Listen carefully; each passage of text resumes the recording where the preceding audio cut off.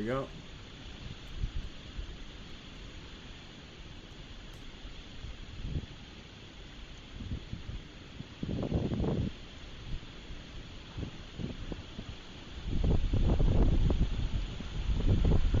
Alright.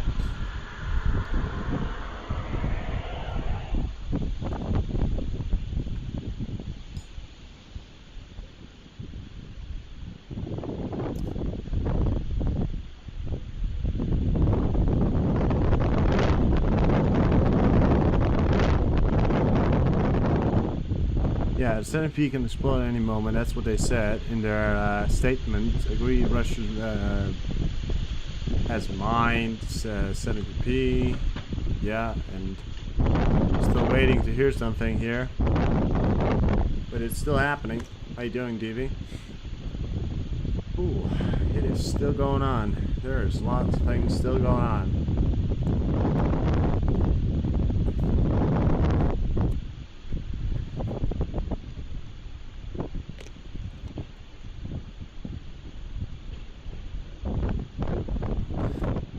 I mean, what we're looking at now is the indications of a certain, well, proliferation, I would say.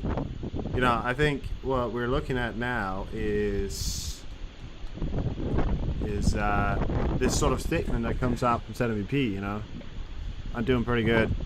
Statement coming out from NPP, or at least the guys working there, that it still could blow at any moment. I mean, we heard this about, I think it was 2 days ago. They stated that it could blow at any moment. So, I mean, I think it was yesterday actually I said it. So we really, I mean, Russia, Belarus cut off from the Olympics. Russia is on the move in the Black Sea. We knew that already happening. How you doing, Bob? As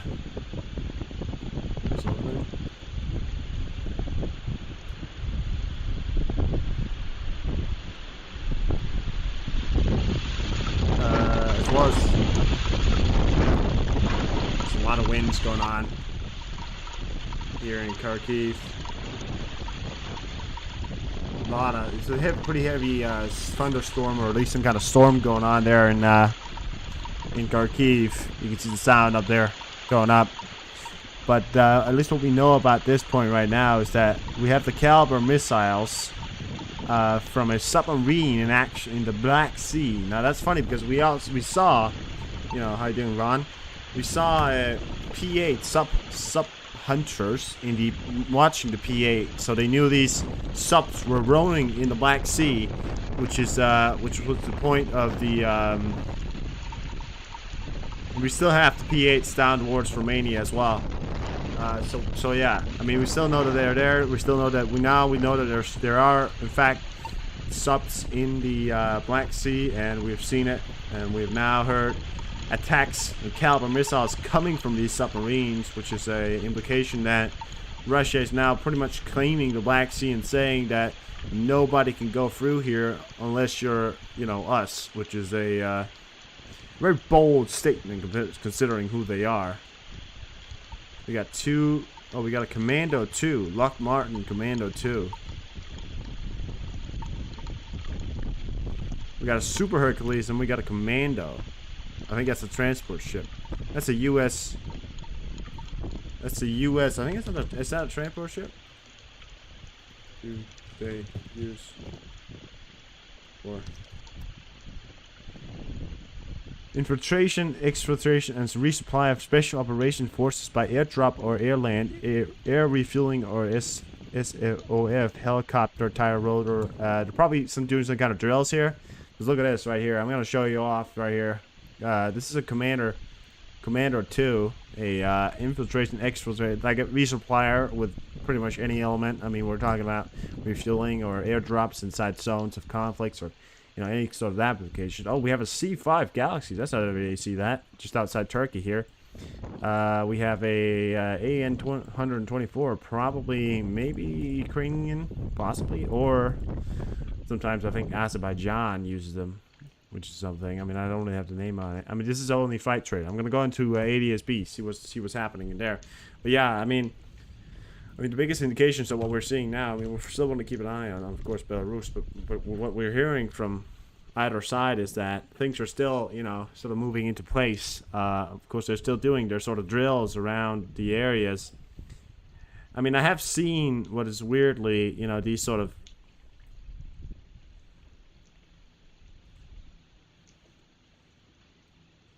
And unless you start seeing some of these planes taking a route outside Belarus, a lot of the planes that we already know about already take routes that doesn't go through Belarus, which is one thing we're seeing here. We are seeing some flights actually take a pattern like going around Belarus now. Look at that.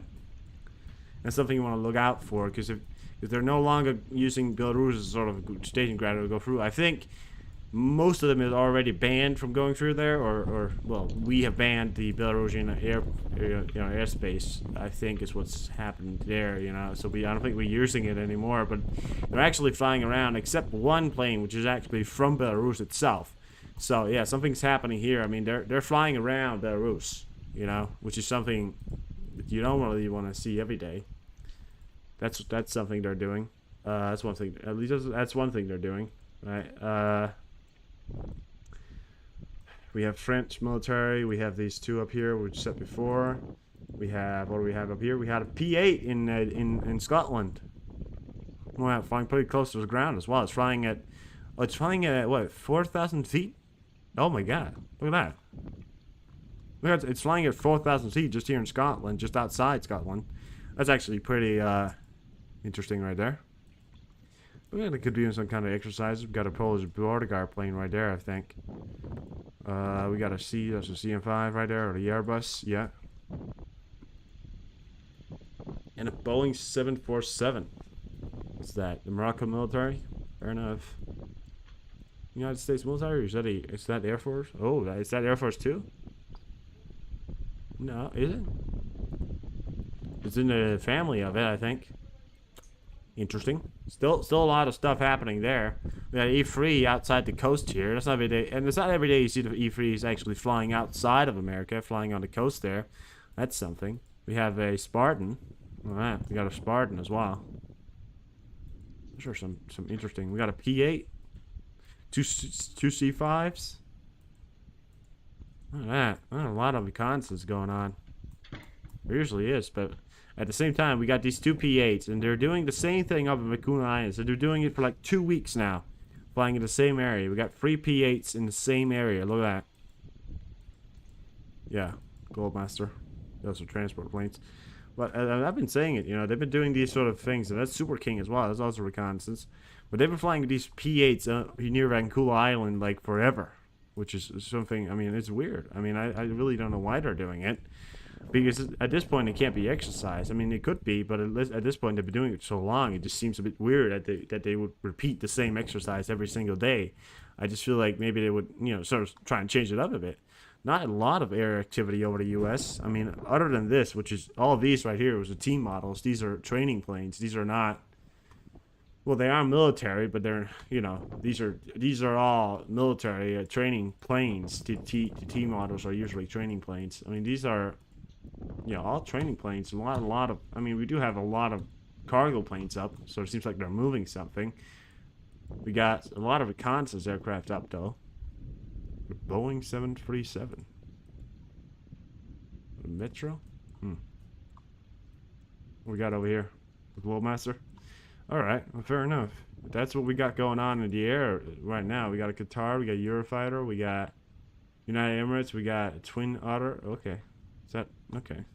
Fair enough. Well, that's your flight look right there. We're gonna go into our wind pattern look. I want to give you this to start with. How's everyone doing today? Hopefully you're doing good. We're very close to 200 subscribers. If you have not subscribed yet, please do. I would very much appreciate to get to that 200 goal eventually, or now or never. We're still seeing the wind heading into.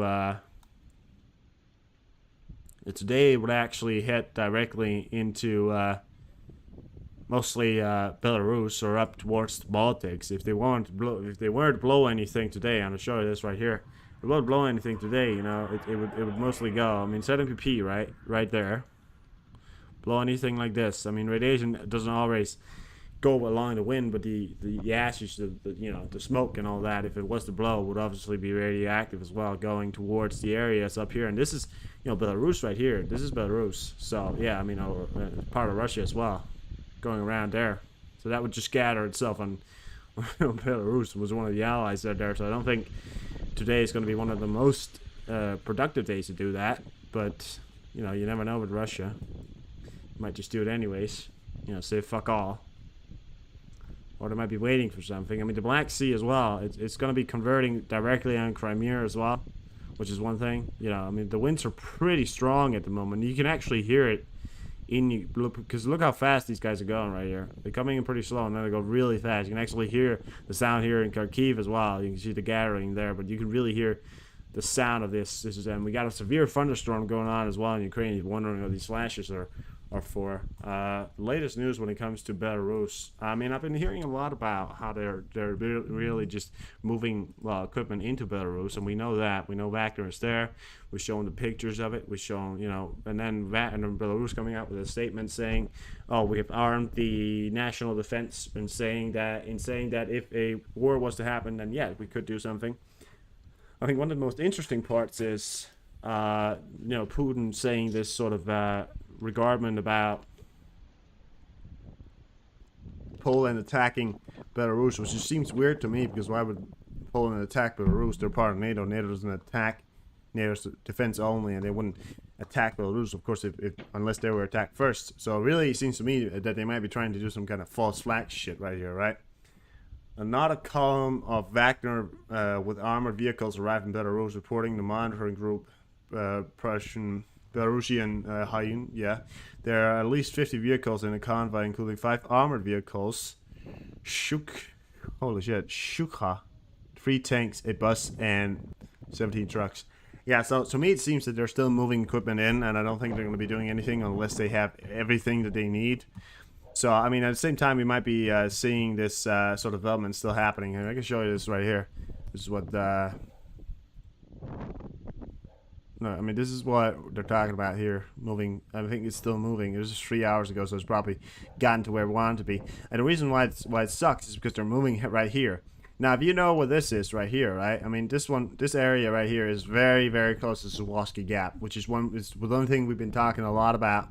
It's one thing everybody's been talking a lot about. This Suwalki Gap is dangerous, and yes, I think in the situation of what they're doing right now, they're blowing it up here, and they're doing border exercises. And Poland's doing border exercises. Poland's just moving troops to the border as well. They're obviously seeing something. We've seen increased reconnaissance in the area. Yesterday we have a river joint doing, I think it was a river joint. I think it was a family of a river joint as well. Some of the more advanced ones, the newer ones as well, doing reconnaissance around Kaliningrad, because we've also been seeing the indications that they may be trying to flock up over there in Kaliningrad. So this is from today as well, that we know this is where they are now, or well, 3 hours ago. So possibly they're here now, possibly. So they're still bringing people in. So don't think we're going to see the indications from now. But of course, I mean, what we're hearing constantly in these ideas behind attacking Lithuania, I think it's much more likely for them, if they were to go for a country, they would go for Lithuania instead of Belarus or Poland. Sorry, because despite Lithuania being in NATO, they still have a less strong military than what Poland can boast. But at the same time, they're not a force to be they're not a force to be underestimated, and so we have NATO quick forces in the area as well. Wagner PMC recruits Belarusian to fight against Lithuania, and this is from Slavia. Look at this. So, as well, right here. Wagner PMC recruits Belarusian to fight against Lithuania and Poland. Wagner recruits such regiment among the military whom they train in the Belarusian National Resistance Center reports. One of the conditions of the contract is readiness to participate in hostile in the territory of neighboring country, including Poland and Lithuania. Ukraine needs attack camps. Yeah, that's one thing they do need. The CNA noted that they received information about the recruitment of mercenaries from the resistance movement, which operates in the ranks of Belarusian armed forces. Where is Prigozhin? Prigozhin is possibly in Belarus as well. But yeah, so this is what we're seeing as well. You know, I mean, look, they're right here. You know, this is where they are, after my understanding. You know, this is what they're talking about. This is the Suwalki Gap right here. This is what they're all talking about. This is what they're worrying about. You know, this is Poland. This is Lithuania. Just for people who didn't know. You know, I mean, this is the area that's been mostly talked about. I think another area which I, you know, personally think is more of a danger towards anything is really when we take a look at the maps here and we take a look and we really just look at we take a look at, you know, really where is the most danger of these attacks going to be. And we still boast the factor about it being Suwalki Gap, and Kaliningrad is going to launch one, and then Russia's going to launch one, and they're going to launch against NATO. Why are they moving so many troops? You know, why is Belarusian, so why is Lukashenko still saying that we're going to use them for defense? What defense? You know, are they planning a false flag? Are they planning something? You know, so it's weird. Yeah, and look at this. You know. This area right here is also one of those that I've been taking a lot of look at, because you got to remember, if they pull up, this is you know, how you doing, Sig? This is you know, just land right here, and this is Belarus right here, right? So I mean, this is a border. This is Lithuania. This is Right Russia. This is in Danish, right? So you don't really understand, but it says Right Russia. Right Russia means in Danish means Belarus. But this right here, you know, this is I would agree to the factor that the Wagner soldiers. I mean, you look at this point right here. It's a hard terrain to defend, being any army really. You know, I mean, if you're taking from this point on and you're moving troops from here, and you want to protect that little corner right there, it's certainly, you know, cutting this one off, taking this little land right here, and then saying and calling that Belarus. You know, that's certainly a weak point. You know, another weak point as well. I'm thinking about it, Vaughn. You know, I'm thinking that's what they're doing. Because why would they move so many soldiers? Why would they do all this stuff? Why would they boast all this stuff? Why would they say all these things? Why would they, you know, spend so much money on doing this and moving all these soldiers, moving all these things, training all these soldiers for nothing? You know, it doesn't make sense. You know, it really does not make sense. You know, so. But the Suwalki Gap as well is one of them they've been talking about. The thing about Suwalki Gap is that it is terrain. The terrain itself is also very open farmland. I mean, in the area that they're going to be taking, you know, if they're boasting their defenses around this area right here, this is possibly just where they're camped in, because this is where they have a military base. Move up here, right? And they possibly want to be taking the highway, and then moving in on the highway, taking this area right here. You know, and then possibly the Kaliningrad would have to drop, because they're still quite a military might over here. Well, you know, as much as a Russian military might can boast, you know. They still have units over here that could possibly move in from this highway as well, take that one out, you know, and then really just close the gap there. You know, leaving the reinforcements of this area right here really open. I mean, it would also say into the factor that it would also save into the factor that would mean that Kaliningrad would also have to put up defenses along their line right here, because you got to point out to the factor that Kaliningrad is very, very very hard to protect. You would have to put soldiers, you know, this is water right here, all along that line right here, all along that line. And this right here is funny enough, you know, this is Lithuania. This is Kaliningrad, and I could imagine some kind of, you know, this is not exactly the kind of way. I mean, this is, you know, the use of the trees around there, right? I mean, we could drop down and take a look at it. Can we? I think we can. Yeah, there we go. This is the border right here, right? This is a very densely packed forest area, but you gotta look at that thing. This is Lithuania right here. This is Kaliningrad. Right here, so I mean, this wouldn't take long. I definitely see some kind of fight happening here, trying to take this border guy right here and then pushing in there.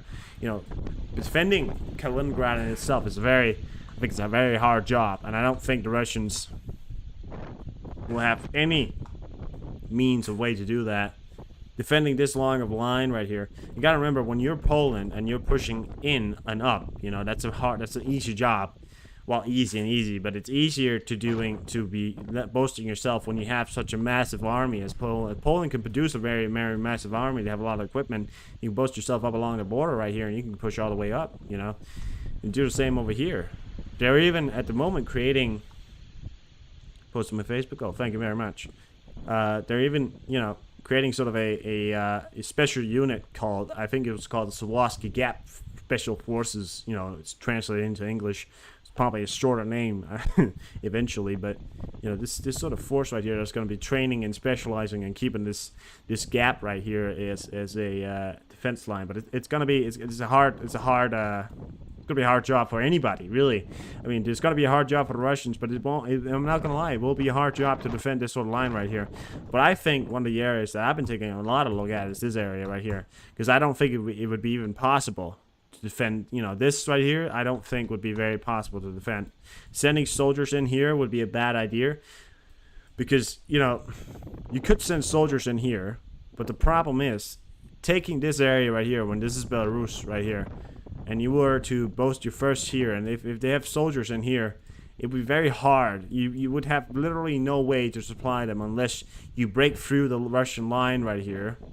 Unless you break through that Wagner line, break through completely, considering the fact that Minks and all these Belarusians are right here, and you would have to break through that line right there while fighting on the Suwalki Gap. Right? I mean, it would be a hard choice. And you put soldiers in here, there's a guaranteed capture.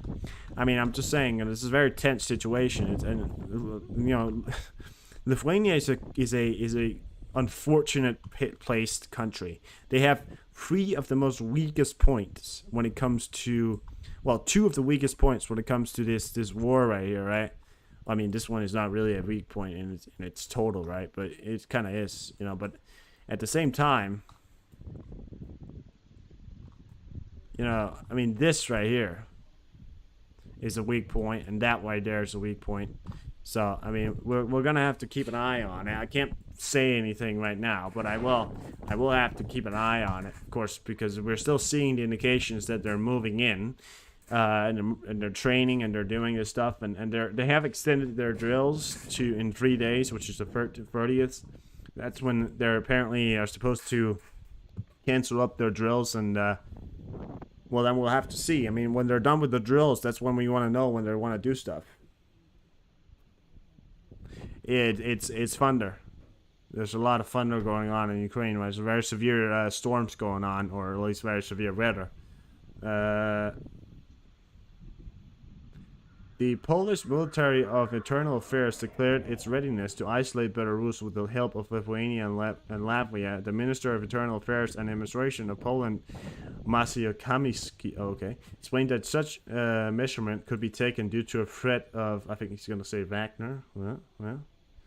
A provocation. According to the head of Polish MIA, Warsaw is in contact with Lithuania and Latvia, and any provocation at the border will be met a collected and unified response. Kamikaze also acknowledged that Belarus could face complete isolation, and that's in fact what they're going to do, yes.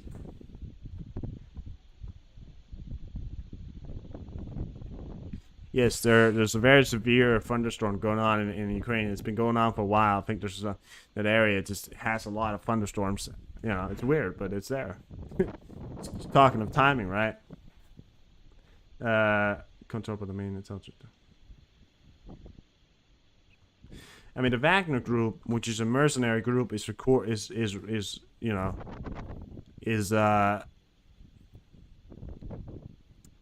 reportedly hiring more mercenaries. So it's mercenaries hiring mercenaries.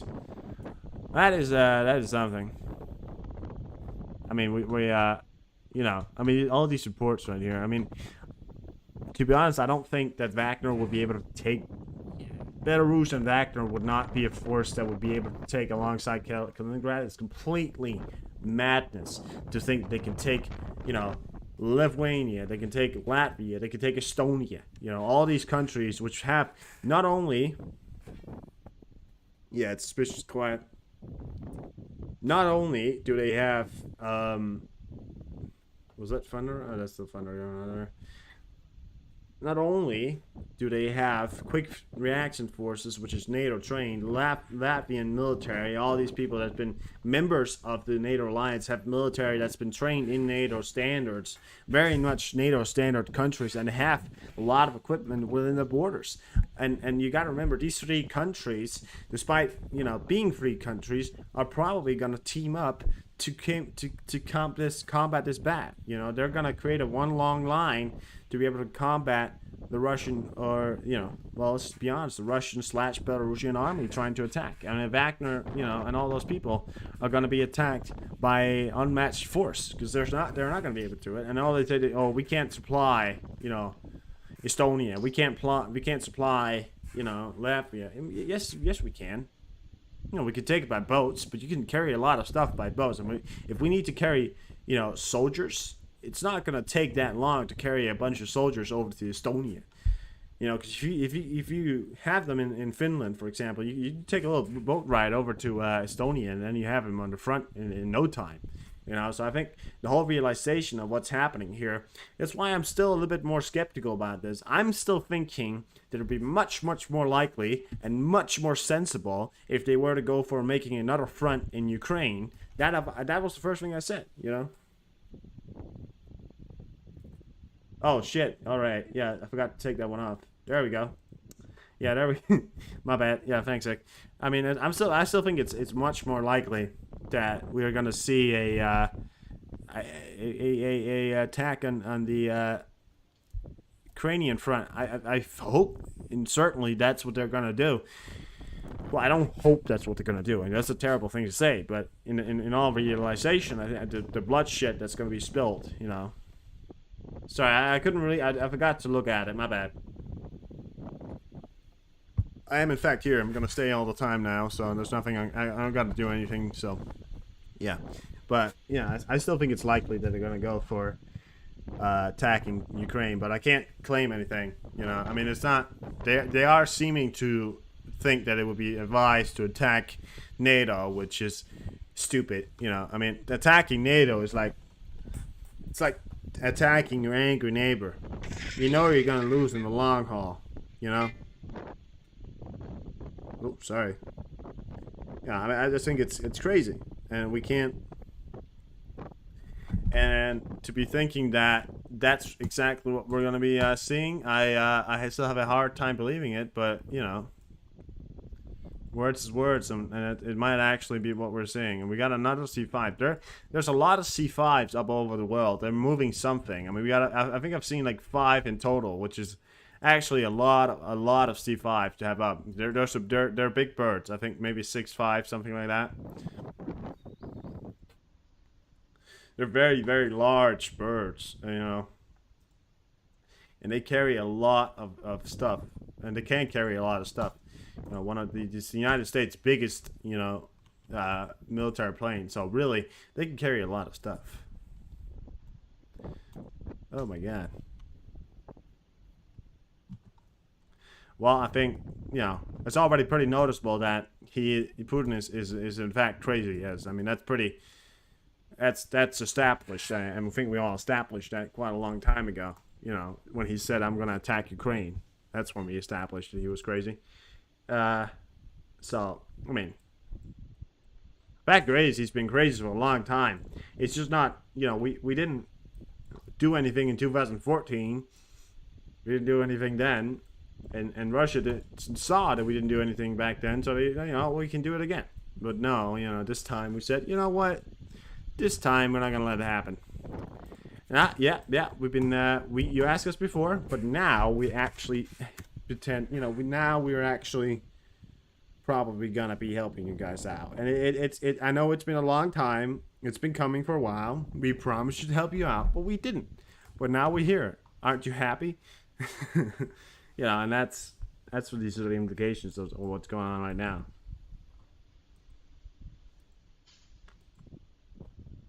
I mean, I said this yesterday as well. It appears that the Ukrainian army has regathered itself and is making rapid pushes on the Russian front line.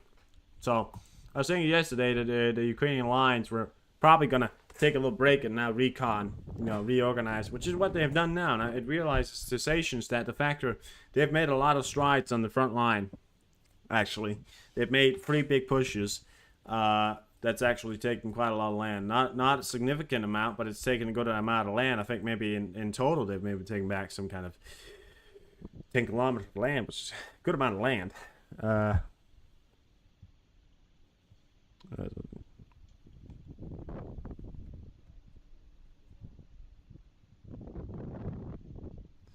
Of troops visiting his troops. No, I mean Zelensky. He's got balls of steel. He just goes to areas that's completely being bombed by the Russian. He just goes, I have to go there. But sir, you can't. It's very dangerous. I have to go see my men. They need me. And then he just goes there. He's a fucking legend. That's what he is. And they're doing some recon outside Spain. I mean, there might be some kind of exercise going on. You don't really know, but they're doing a lot of recon all over the world. He's got balls of steels. Stelioses, that's what he's got. Got a Merlin, Norwegian military as well. Well, we got a lot of stuff going on. I mean, it's happening, as we're speaking, that things are happening, and still indications the factor that we still see more troops moving in. I mean, there has been the statement yesterday was pretty chilling down my back, with the factor was, oh yeah, said NPP can explode at any moment. That sort of statement that they made was pretty chilling, and well, it came from some of the politics, but I don't really know. I mean, I can't claim anything, but we're still waiting anxiously, right? I mean, they did say that they're going to finish up their drills in the 30s, and they said that the Russian could blow up, the plant by the end of July, which is like in 3 days. So, yeah, it's not looking too great at the moment. It's not the most fun day, I would say. It's a little bit of a it's a little fucked. It's a little fucked, but it is what it is, and we'll have to keep an eye on it.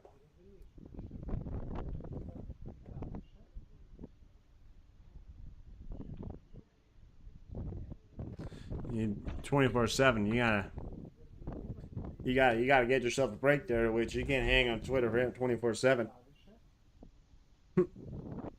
That's a big line. That's a big line to be hanging around Twitter for 24/7. Goddamn. No, but we'll have to keep an eye on it all. I mean, we're expecting, of course, some kind of attack. At least I am. I'm expecting some kind of attack, but well, I would like to say to the people who's in here that yes, it is quite scary. And yes, of course, I believe in the factor that when you're hearing this, you might think to yourself, am I going to be bombed? Right? It's a crazy way of saying it, but yes, that might be some indications in some people's head that, in fact, is that going to be the next rocket? It's going to be in my head. This is going to, and I want to point out to you that if you are on the side of what we're calling the Western world, not only should you not worry that we have some very professional soldiers that's going to take care of the job very quickly, that you should not be worried about draft, and you should not be worried about the implications. There might be a war. There might be the start of a larger conflict that could last a little bit. It takes a while to kill a lot of Russians. But and that's a terrible thing to say, but that's in reality what it is, and I got you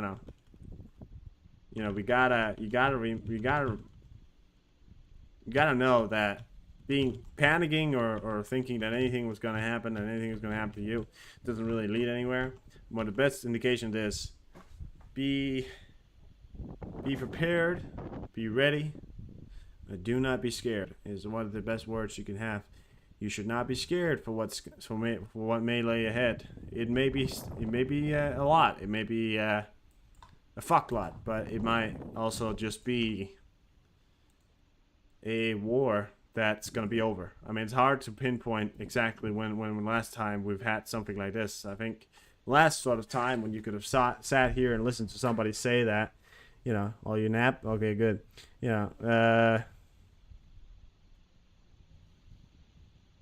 It ended up being a very dumb thing. I mean, there's probably never been a such time since World War II when we, in absolute doubt, could have guaranteed a victory.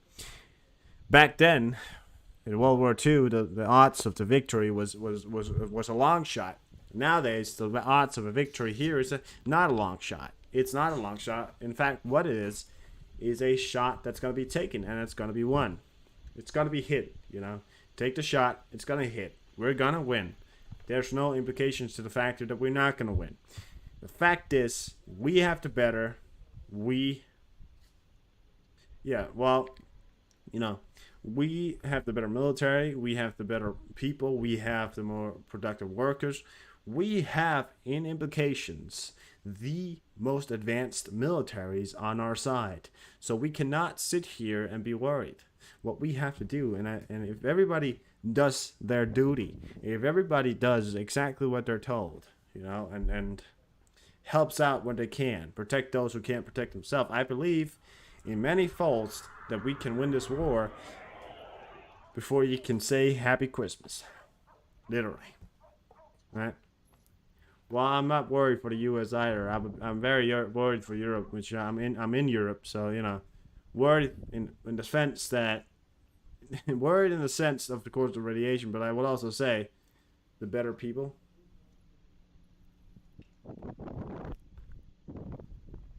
What do you mean, Tank? Well, of course we got the better people. What do you think, the Russians are better?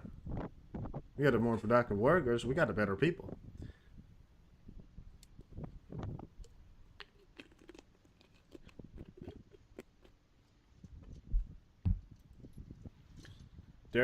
There will be, or may not be, a war, but I do believe in the factor that we will be able to protect and serve as we've done for many years.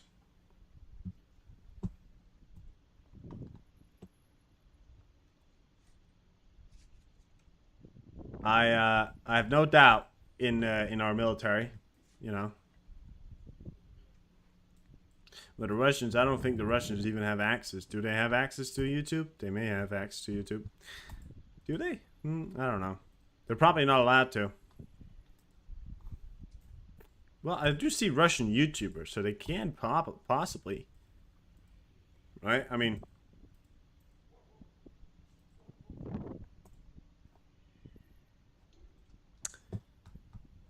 it's a weird point. We got a guy here in front of the camera here looking pretty good here. We got Zaporizhzhia region on air alert right now, or air raid alert right now. Probably indications. Yeah. It's hard to pinpoint or make a speech about something that you haven't really written down, but I think one of my indications of what my speech was about, or my talks was about, was Europe is a U.S.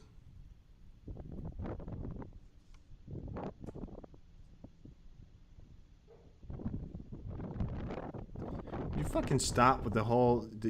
Listen. Can you give him a timeout, please?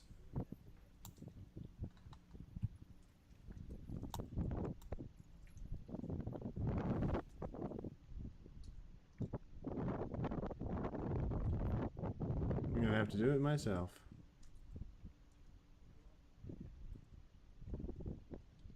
You know, Tank, I don't fucking care if you think and you're that anti kind of fucking person that's gonna come into people's chat and start talking about, oh, Europe is a slave to the United States, you know, and China is next. Well, fucking great. You know, my life is fucking awesome. You know, and I think to the factor that you say, am I a slave to the United States? Holy fucking shit. Imagine that, because I think I'm having a pretty good life. That's alright. I'm getting coffee. I have a fucking amazing life. So you think to myself, the factor is, I don't really give a fuck. If I'm a slave to the United States, then so fucking be it, because my life is pretty fucking good. So, indications of it, I don't really give a shit. Of course, I understand that we are very dependent on the U.S. But we're not slaves to the U.S. And the factor is, I would much rather want to be, quote-unquote, slave to the U.S., or at least dependent on the U.S. Right? I would much rather want to be dependent on the U.S. than want to be dependent on Russia or China.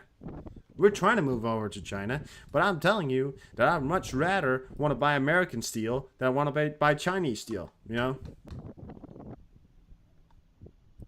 Yeah, good shit too. Yeah, I mean yeah, yeah, and it's the same thing, you know.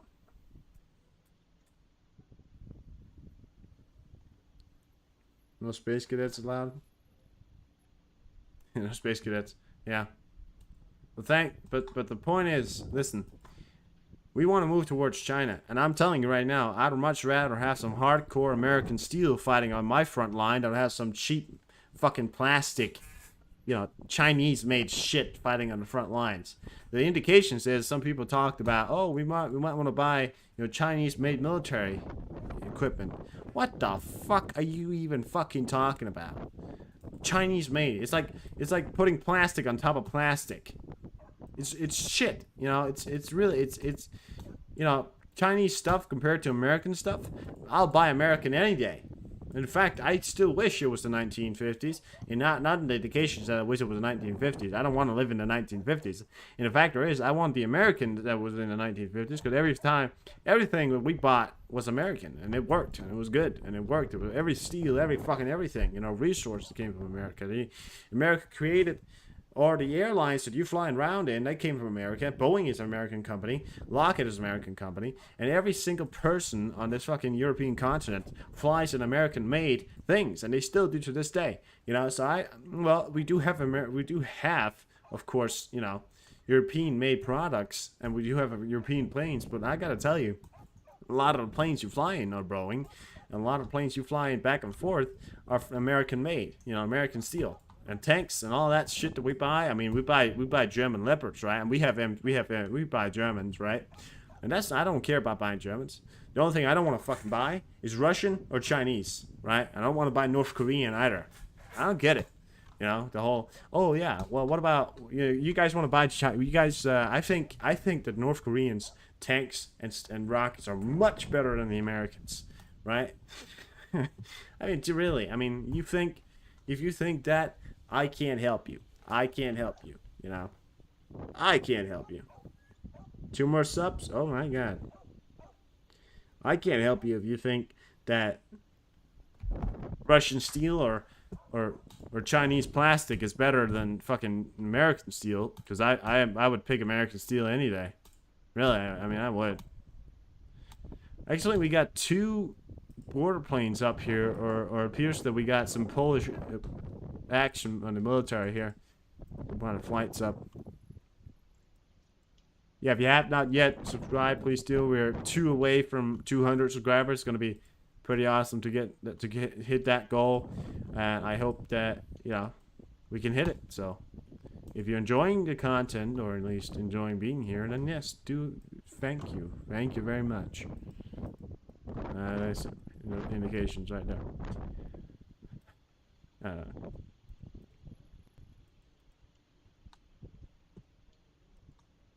I mean, I get the whole, everybody keeps saying, you know, oh, America's divided. America can't do the same thing they could before. And America is broken. America, blah, blah, blah, fucking blah, right? I mean, we still buy American shit, right?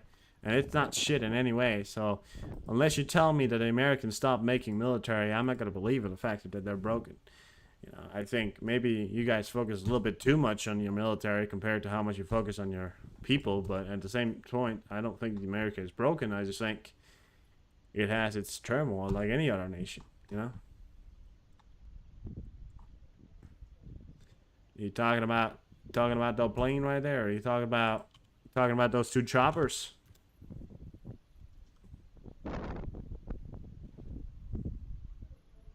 P8 getting jammed near Lansing?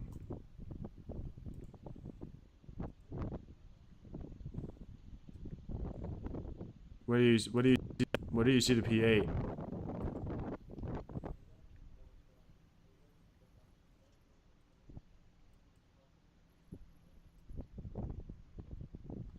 That one?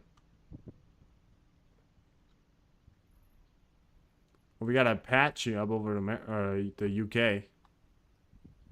Oh, there we go. No, I can't track it. It's off.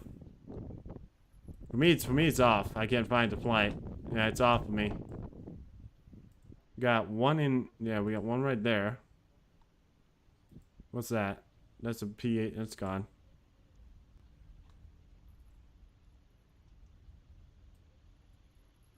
I don't see anything in Latvia. I know it's there because I saw the tanker, and I know it's on the map. I know it's there, but I just can't see it. I must have some bad filters on, but yeah. Yeah, it's there probably. I mean, we've been seeing it there for a lot of times, and I said it because I saw the tanker. You know, whenever you see that tanker in the area, you know that we in fact do have a P8 down there. Goddamn. I just wish for the factor that stop arguing about who the whole yeah, what are you using Flight Trader TV? Because sometimes it does that. Flight Trader has a tendency to mess it up sometimes.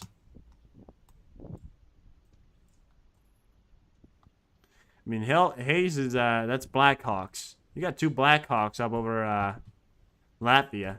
Yeah, I think, or at least Apache and a Blackhawk. Yeah, we got two Blackhawks up actually, or possibly. I think one of them was a double blade. I think one of them was a double blade. I think it was a Heinz or whatever they're called, Heinik or something like that. And then one is a Blackhawk. Yeah, well, Flight Trader has a tendency to make things go like that. I mean, yeah, you won't see a P8 head into Ukraine. They're not equipped with the right means to go into Ukraine. But I think it's just a glitch. It's gonna go back possibly soon. TV. It's probably gonna go back soon.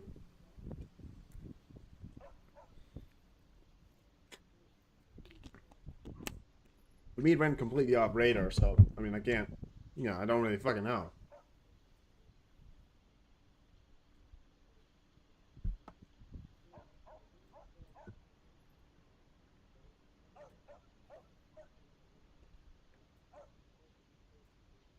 Crusader. Yeah, we got an Osprey over the UK. We got an Osprey. We had a Commando 2, which is a airdrop for I think they're doing some kind of exercises. We got an Airbus just outside Portugal doing some kind of reconnaissance there. Lots of P8s, C5s, all kinds of aircraft up over the world. But of course, it does look like a somewhat normal day. I mean, of course we're going to be sea reconnaissance going on. That's inevitable. I mean, what's all this going on right now? I mean, the world's gone a bit mad, so there's gonna obviously be somebody watching out, which is what's happening here.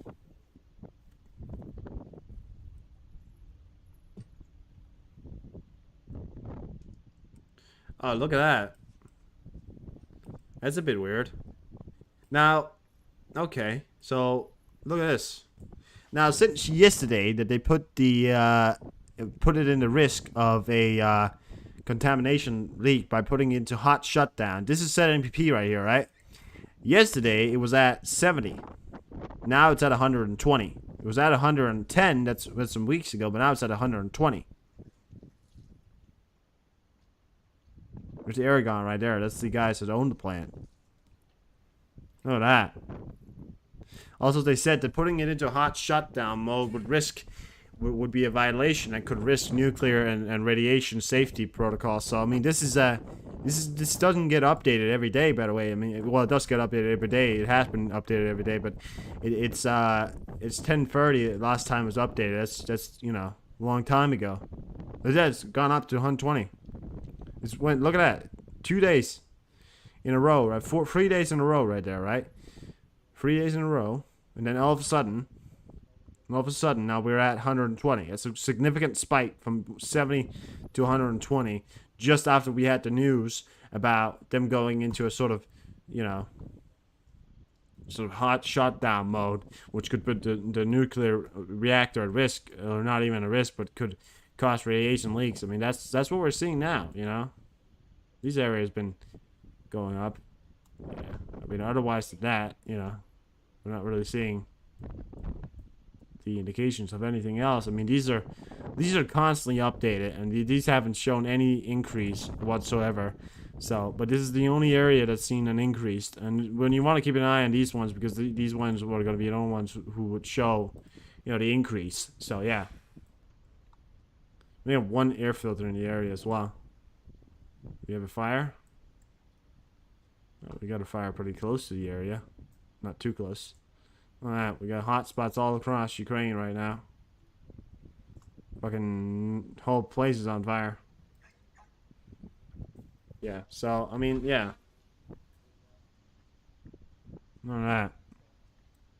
It's not near the reactor 4. Reactor 4, well, is it? Well, actually, well, no, actually, because I think they count up. This is reactor 4 right here. It's not somewhat near, but it's also the only one that's on, which is oddly weird.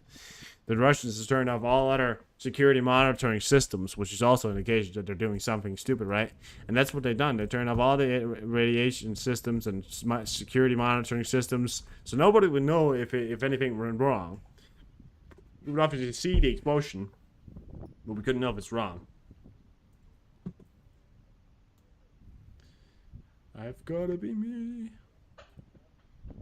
I've gotta be me. That's great.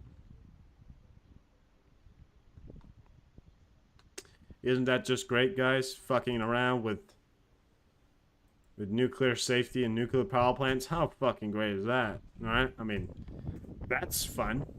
Fucking around with nuclear safety. And why in the fucking hell did Elon have to change the name of Twitter to X? I kind of like it, which is the annoying part. I kind of like the X. I kind of like it. It annoys me that I like it. The 12th Wagner Group convoy has arrived in Belarus with armored vehicles source. That's a long time ago. That's about 3 hours ago. I showed this in the start of the stream. You want to see that? Talking about another column moving into Belarus as well, which is why I'm saying they're not completely done. Hybrid attacks from the eastern border. This is the planned actions by our enemy, Russia and ANP Belarus, which want to destroy or peace, destroy or order. Polish Prime Minister. The Polish Prime Minister is also out here literally talking about this. I mean, we had to, you know, when you have a Prime Minister of a country going out talking about it, you know something's about to happen, or at least they're very serious about it, you know.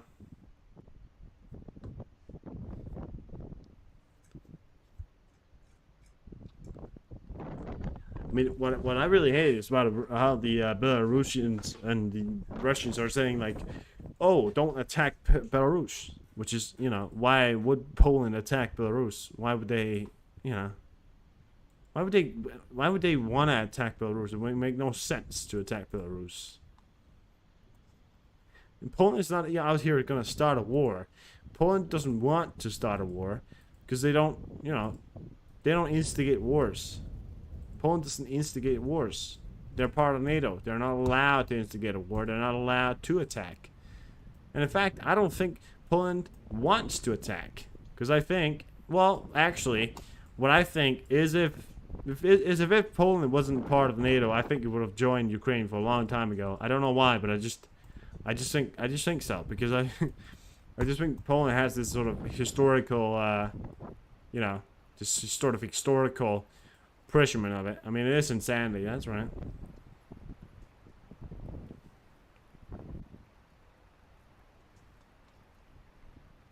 Yeah, I mean they're gaming. Yeah, actually, I would say they're more gambling than gaming. I'd say a bit more of a gamble.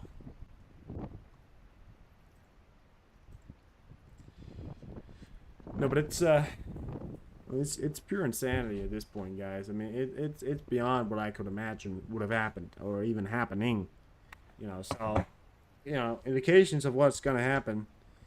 We have 3 days left, so unless we have, you know, sort of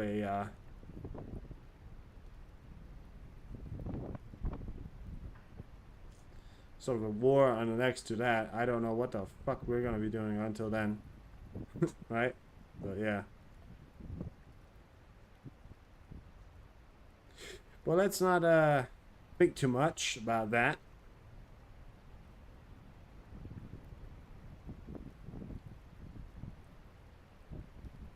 Yeah, they Poland used to own a big chunk of everybody. They used to own the whole Baltics or close to the whole Baltics. They used to own part of Russia. They used to own part of Belarus and part of Ukraine. Yes. And again, I don't think Ukraine is not really a nation in such. It's the people. You know, it's the Cossacks. The Cossacks is a people that survived trials for thousands of years. And in reality, even if you take their homes away, you can probably never take the will of the people away, which is what we've seen. I mean, they're such a strong, warriors nation, you know.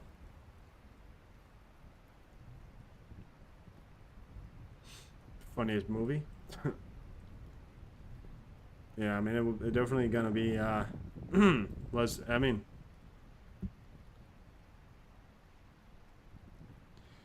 yeah, I mean, it's gonna be a standpoint, definitely. I mean, it's gonna be a standoff.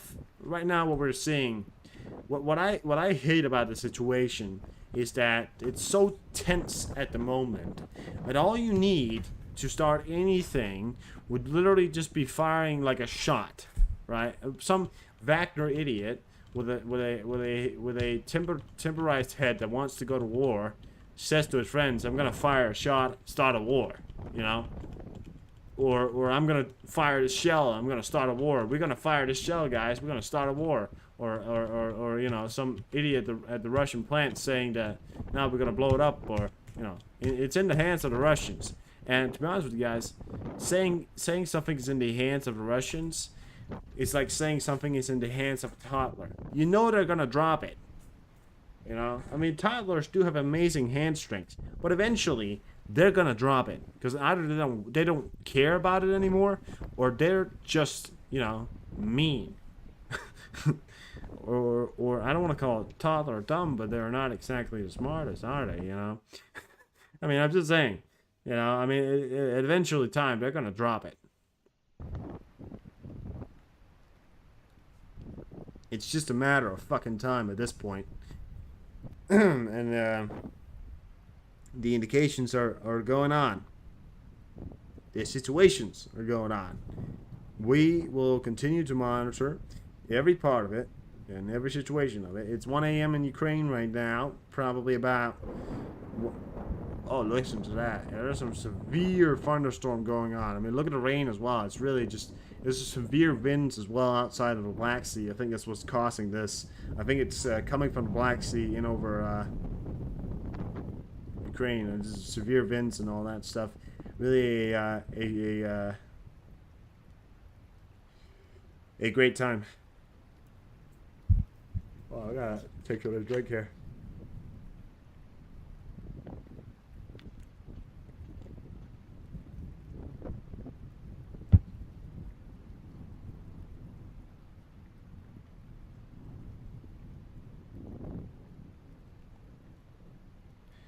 I think, in reality,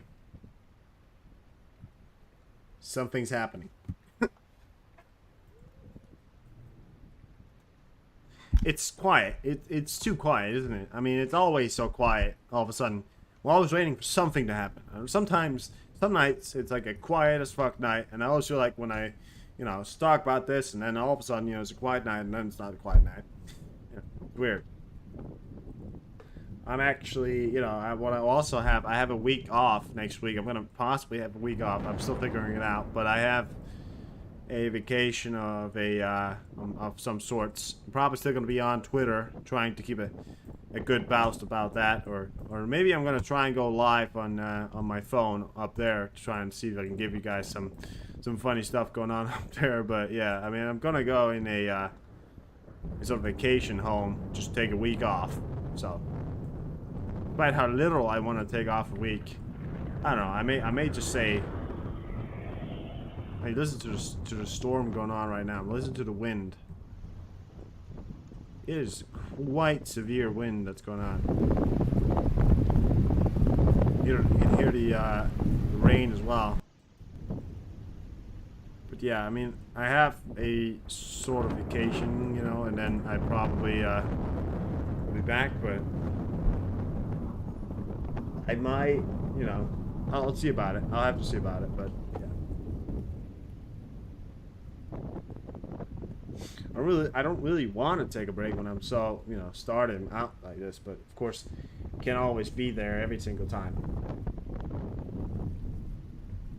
If you're just joining right now and you haven't subscribed, I'm 2 subscribers away from 200. You know, if you want to, please do. It will be very much appreciated. We have 2 subscribers away from 200. I do think this is a bit weird, continuing to look at this, right? I mean, these ones are not showing anything or any signs of anything. This one is just gone from 70 to 120, which is weird, you know, and this is today as well. I mean, we won't see anything until tomorrow, you know, which is the annoying part. We won't see any other updates before tomorrow. So, yeah. And we won't see anything until tomorrow, probably. Or the 30th, which is when the Wagner or Belarus is supposed to, you know, end their wars. Or, sorry, no, not. In their training. They're gonna end their training on the 30th. So, nothing else there. What are we,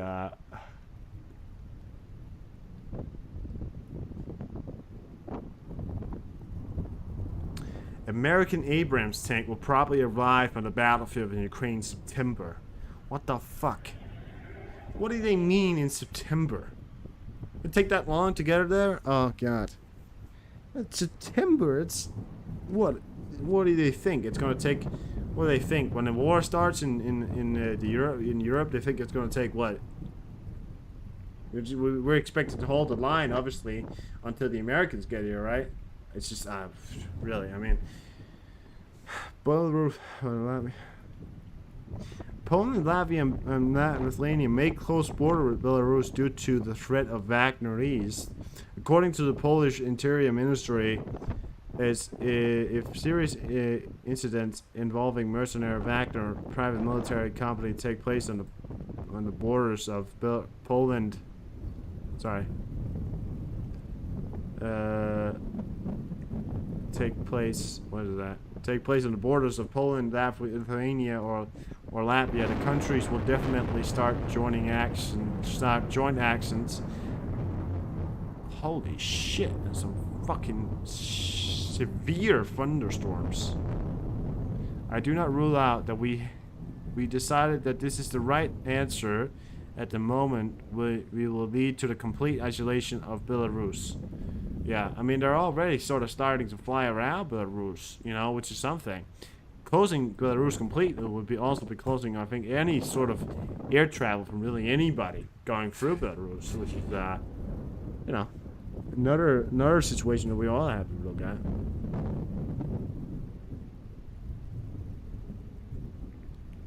Yeah, we should have gotten them over there a long time ago. I mean, September, that's just insanely long. You know, to wait for something that you need now. And Abrams tanks is a game changer when it comes to anything, really. So, yeah, that's really, I mean, that's, yeah.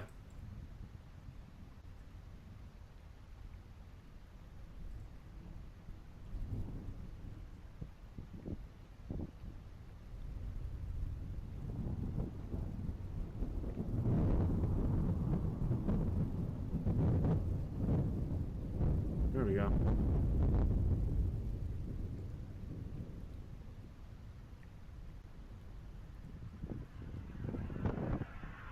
Malta? Yeah.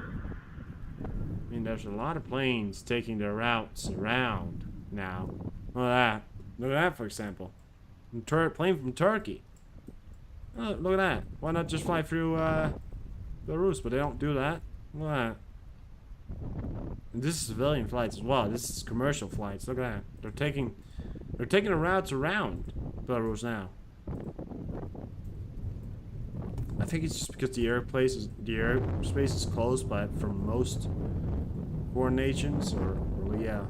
But look at that. I mean, this one's the only ones I see flying in and out. That's a Belarusian plane. Of course, they would be flying in their own country, but I don't see any other. I mean, this is Malta, Turkey as well, but they're flying around Belarus now. They're not flying into Belarus anymore. Another plane right there. Is that another one? They're coming from down there as well. I mean, usually what I've seen is them taking the short route through and not having to fly all the way around, but they're doing it, you know?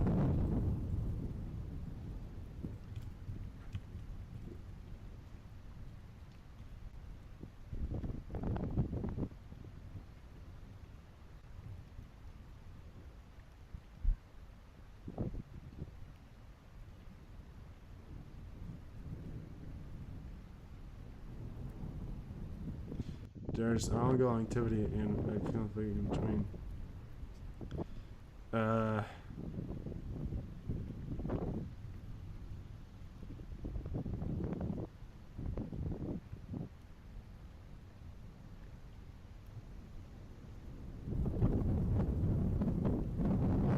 Yeah, I mean,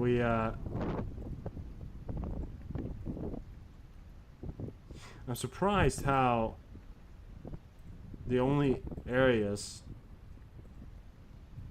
Okay, so we have, obviously, Ukraine, so no, really.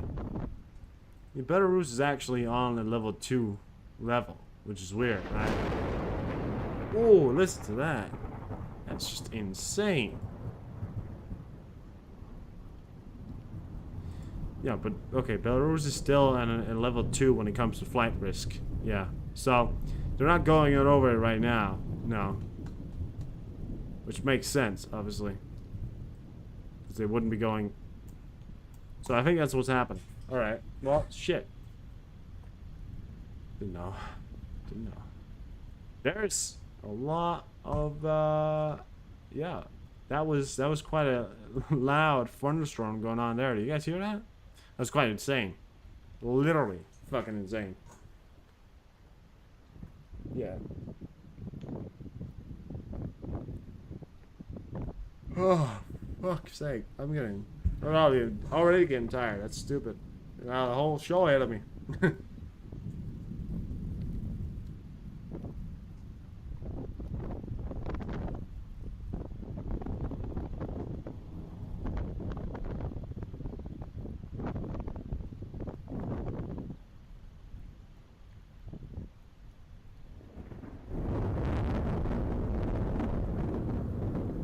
A gym and military. Osprey. Alright. Oh, God. I just, at this point, I'm like, oh, what the fuck am I supposed to be doing now?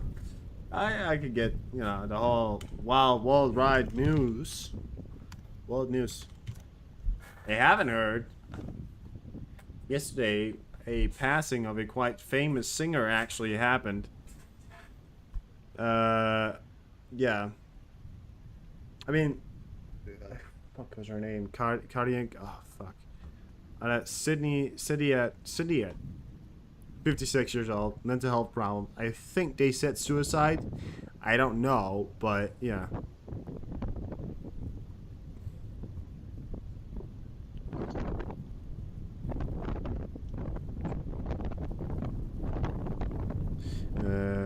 What?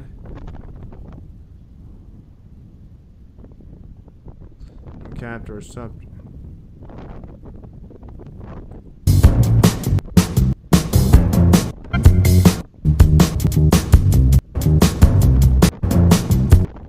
This is one of the points I was pointing out. Is it windy? Yeah, it's fucking windy. This is one of the other points I was pointing out. You know, talking about the whole drone activity. Why don't we all use drones? I mean, you can just catch people in drones, you know.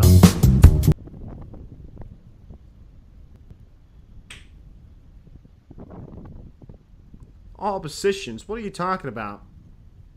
And by the way, you can fucking fuck off, Tang. I don't care. What do you think this is? I mean, I really like. What I don't need is people coming in here giving me all this conspiracy shit. I don't need it. You know, I just don't need it. Don't give me conspiracy shit. You want to be in here and you want to give a point or you want to say something, I fucking open that. You're welcome to do that. Just don't give me all that conspiracy shit. What I don't want to hear is somebody coming in here and saying, The CIA controls Twitter, and they're keeping an eye on us. Oh my god, I knew that. I know that, and I have proof. I have proof, and all that shit. Listen, this is a weird shit, real stuff. So if you care about it, you know, literally just the whole and the factor that you waited 300 seconds, wrote something, copy pasted it, and waited, just proves to the point of factor that you really do not have a life. I mean, I don't care about the conspiracy theories. Don't come in here with conspiracy theories or things that you think, you know, or things that things you think or things that you think is gonna happen or something like that. Put it in here, you know. But I am a pro-Ukrainian. I do not support Russia. I don't support Russia. So I mean, I'm not gonna take the Russian narrative, right? People say, you know, you gotta report on both sides. No, I'm not gonna take the Russian narrative. I'm taking the Ukrainian narrative because it's what I want to support. I don't care about the Russian narrative. And there's not room for one narrative, you know?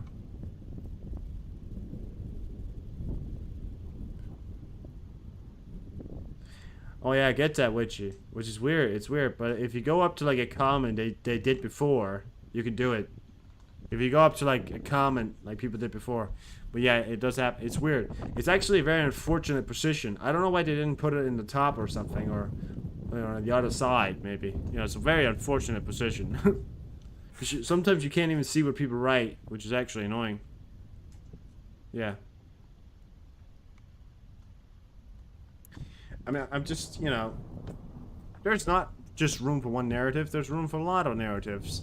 And if you came in before, Vaughn was talking about how he thinks there's going to be false flag. I wasn't sitting here saying, no, how do you know? No, you can't say that because you don't know anything. I don't say that, you know. So I really don't care, you know. I just don't need the whole, really just don't need the whole, oh, you know. Yeah, it's really, I mean, I don't get the indications of it either. I mean, it's fun in many ways, right? But it's really just not, you know. Really get, you know, the whole like idea behind it. But yeah, it doesn't really matter. I mean, I really,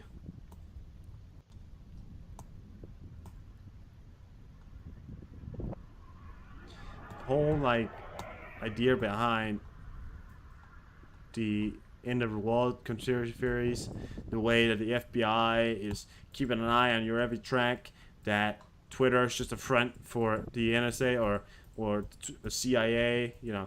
And Twitter is the whole fucking world. Twitter compels the whole world. The CIA just keep an eye on everybody in the whole fucking world. They don't give a shit about the whole world. And frankly, I don't think they give a shit about you.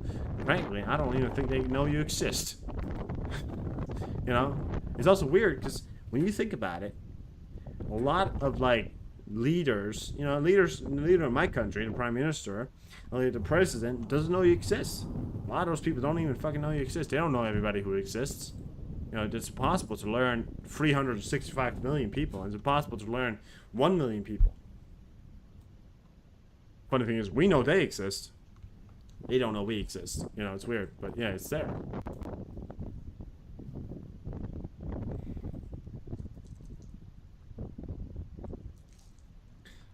Alright, I'm gonna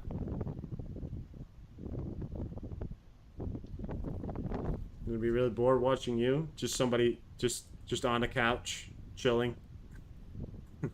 Do something, come on.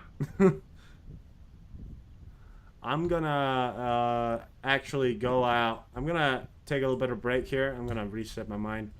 Oh. Might be delayed ocean. I don't know. It maybe internet problems or something. I don't fucking know. But I mean, listen. The government is the government spying on you? Yes, of course they're fucking spying on you. Of course they are. But I don't really care if they are. You know, yeah, as long as you don't do anything illegal, not really anything, you know. And by the way, I don't think they're gonna spend money, you know, spying on somebody that's done nothing. They spent money on spying on people that they know might do something, you know. But I'm gonna take a break here, and I'm gonna be right back with a little bit more. So yeah, I'll be right back.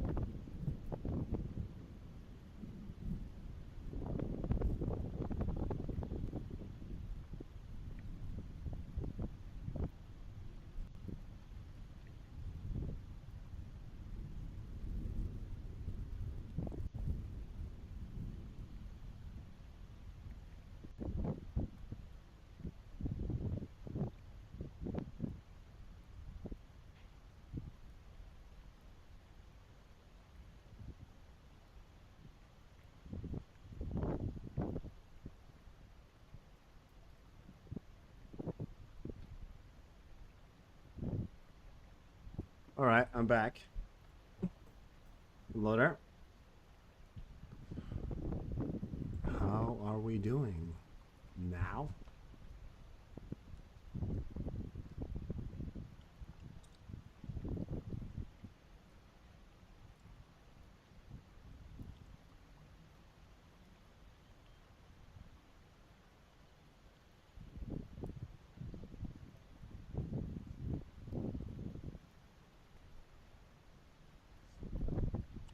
Alright, well, shit. Alright, well, there's not really... is there? No. Not really any other news.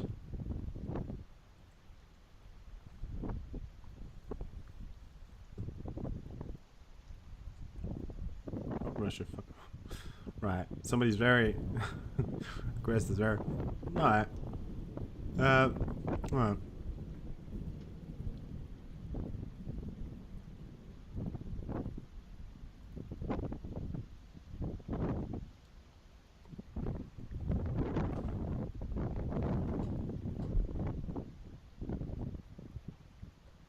Yeah, I mean, that's not really... very quiet, isn't it?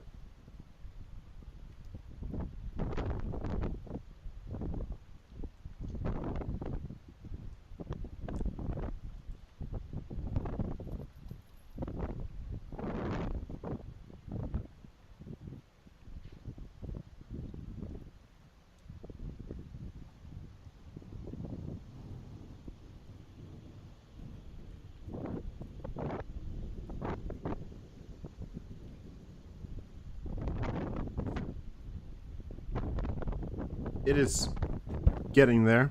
I don't really know what to say. I'm like figuring out things to say right now, but I really don't know. I mean, it's too quiet at the moment. It's really, really quiet compared to yesterday, what we saw continuous all around Ukrainian air raid. You know, the whole country was red compared to today. Where today it's quiet. You know, we got one region. It's been on for like an hour now, or close to an hour, maybe half an hour. So I mean, I'm just saying, you know.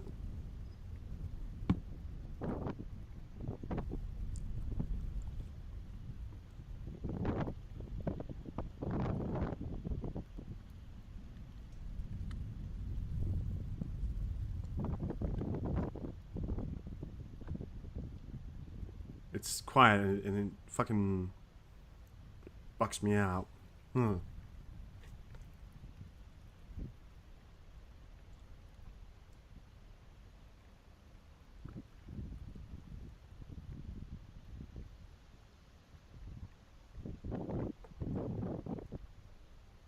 I'm sitting here figuring some stuff out.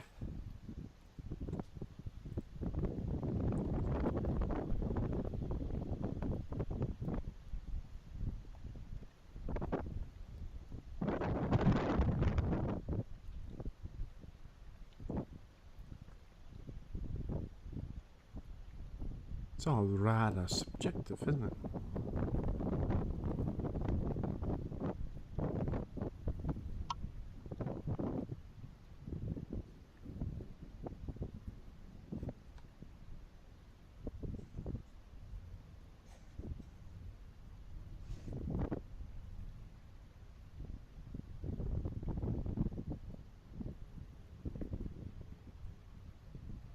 United States Air Force.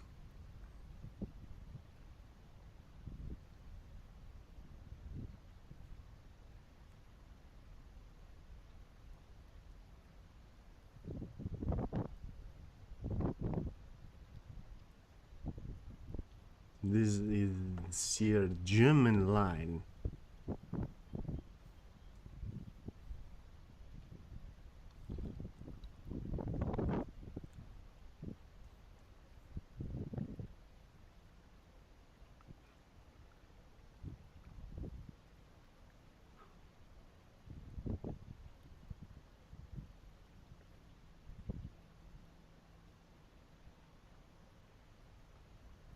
That is the German way. Just imagine a fucking German tank rolling over the hills, the Belarusian or Russians looking over that and saying, What is that? What is that? Is that the tank? And they see one tank, and then they see about 100 other tanks come behind it. And then some guy pops up, and then he goes, "This is the German way."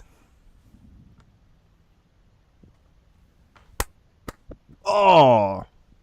Love it. Or, "This is the Poland way." Sorry, this is the Polish way. Ha ha ha ha.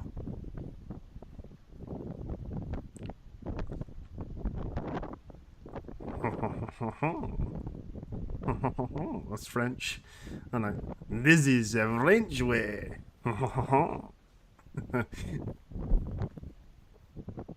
Yeah. This is the way that you do business in Germany. I don't know. I mean, just sitting here, looking at stuff, thinking about stuff, you know.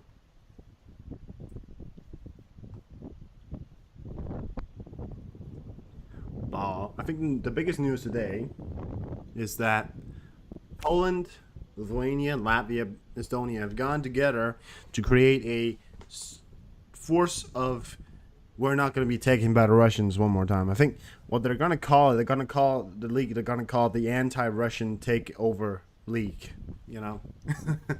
They're going to call it the Anti-Soviet Union. And it's going to be very effective, yeah.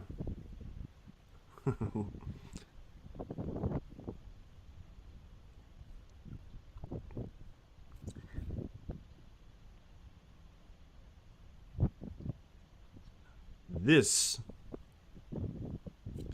is the American way. This is the American way. Coming over, and just you can hear an eagle flying over the sky. You see some Abrams coming over the sky. You just hear him. This is the sorry, no, you just, this right here is the American way.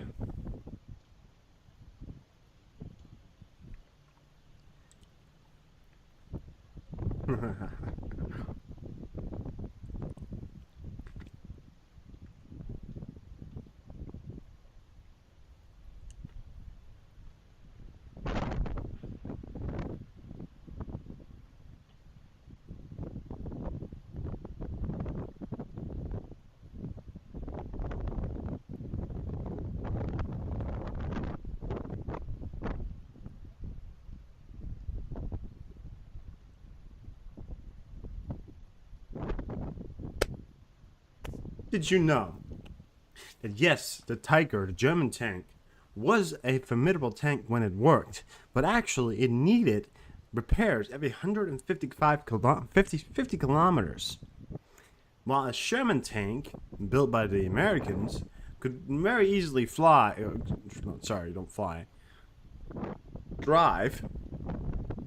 from Normandy, D-Day Beach, right, to Berlin without repairs. That is impressive.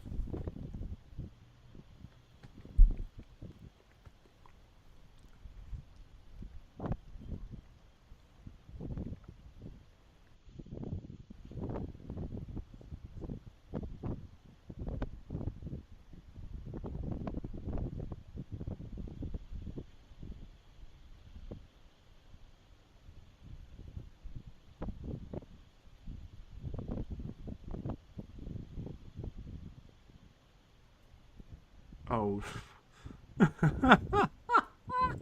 What? Is this happening? Has that happened? What the hell? Did that just... What? Footage has been released from the incident of the Mara airport. These words are long. Earlier today, showing a Mi-26 heavy transport helicopter from the with the, what's that, FSB? FSB, is that the it's Russian, I know that. The service striking a light pole. What?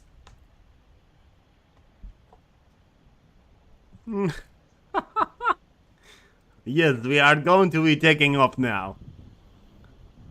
Does this thing fly or does this thing drive? We will find out. No, we will just fly into a light pole. There we go. He just clipped the light pole right there. Clipped the back tail. That fell off because he's a fucking idiot. And he made the light pole fall over the wings and completely destroyed the rotor. Great job.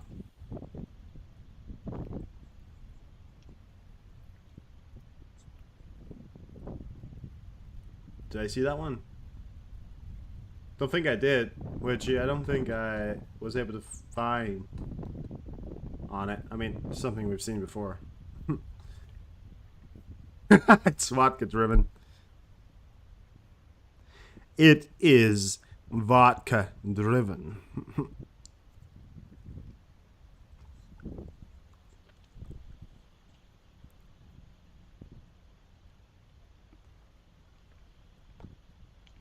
I imagine the Russians are not great at landing anything.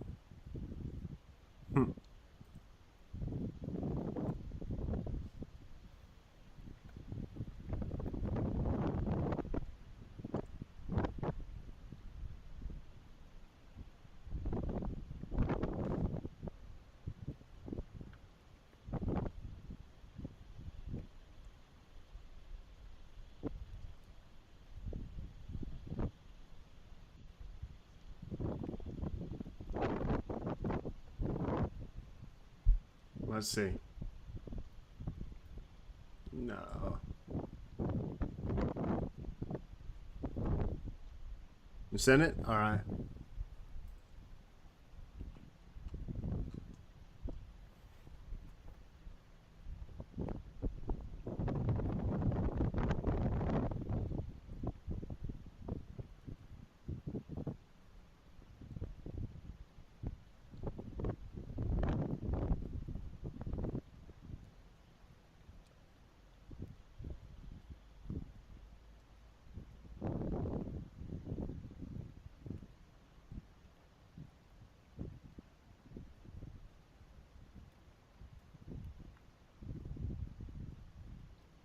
Alright.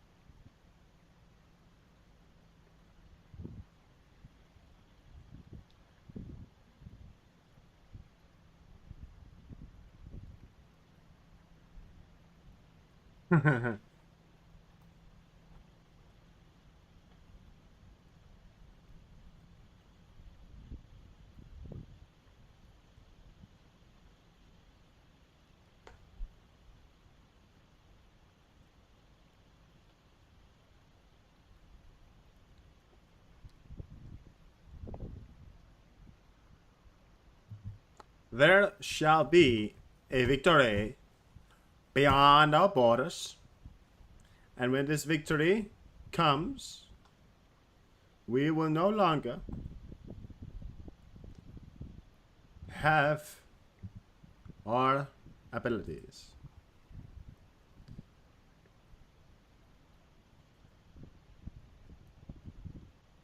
Oh, what?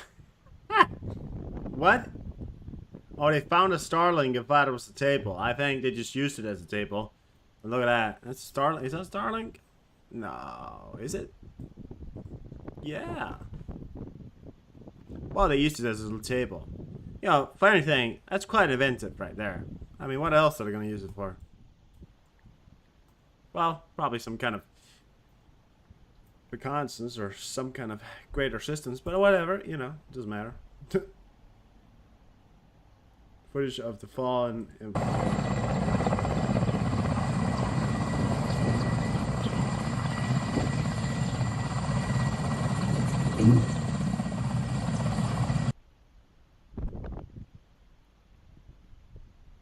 Alright. Here we go.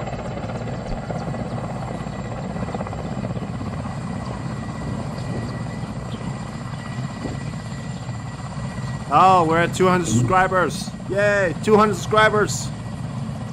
200 subscribers. Fuck yeah. Really spoiled. The fuck is he doing? Oh, he's gonna take that pole. Yeah. He took the pole out. Took a tail out. Not a fucking chopper. Yeah. He crashed too and stuff. I don't, why didn't he just land? Why did he try and do it like that? Look at that. How fucking dumb are they?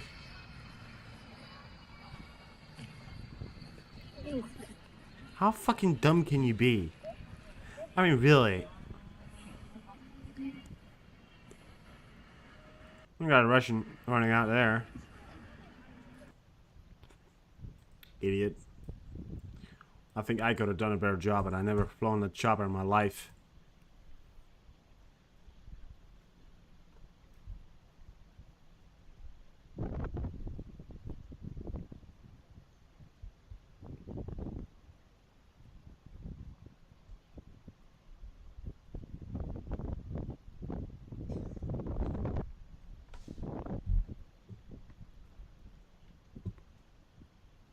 Yeah, I mean, I think the flight school in Russia has basically turned into a self-assembly weekend out school. You know, it's like it's turned from being an education to being a can you fly? You know, do you think you could fly? Yeah, okay. Well then, you know, how much vodka have you had to drink? 2 bottles. All right, fair enough. Get in. You know, but I've never flown before. We don't care. Just get in. You know, we just need a pilot. Can't you teach us? No, no.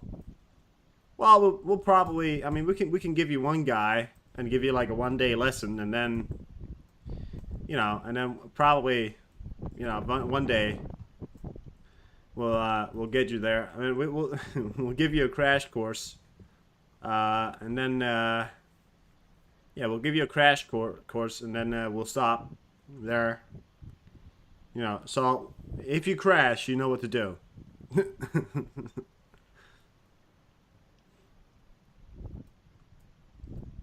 There's some kind of severe thunderstorm just outside Ireland, going over the UK.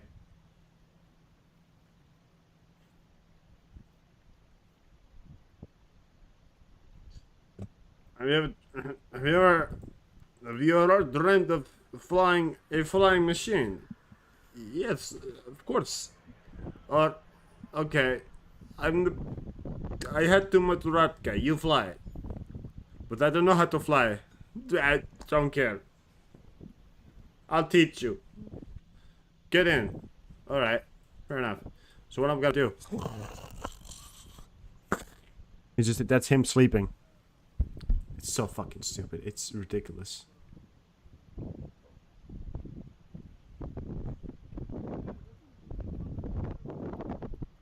What I find weird, I find weird. Now, I don't know if it's the software, right?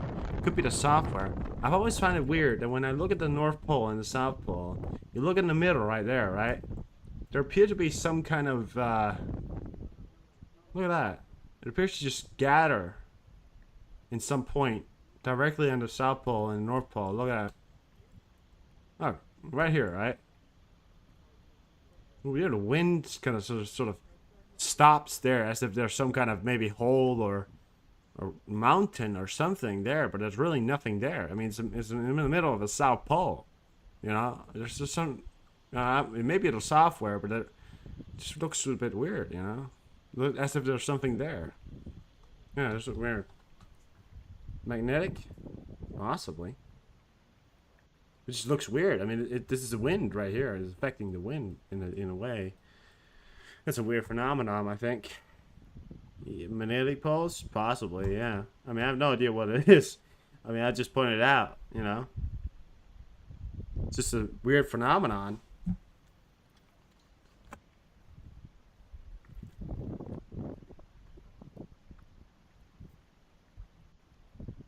I have no idea. I'm just trying to sound smart.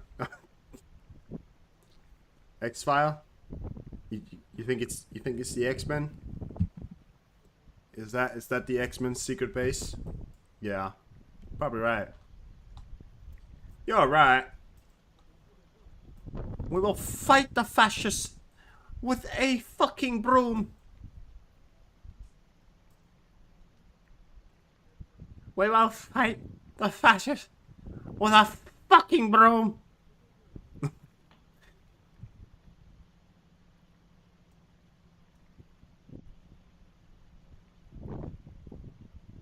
Aliens? Alright. Well, we don't want to disrespect the aliens here, since Witch is in the family of the aliens, so, you know, it'll get me in trouble. Are you looking for trouble? Look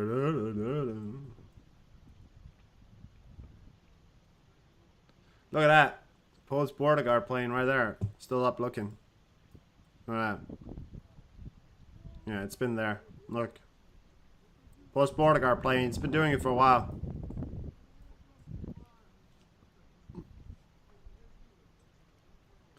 My daddy was a green mountain jack. I think that's what it goes. You're looking for trouble? Are you looking for trouble?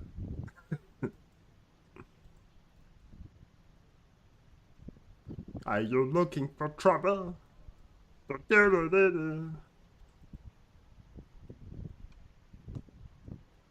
Have you guys seen the movie Taken?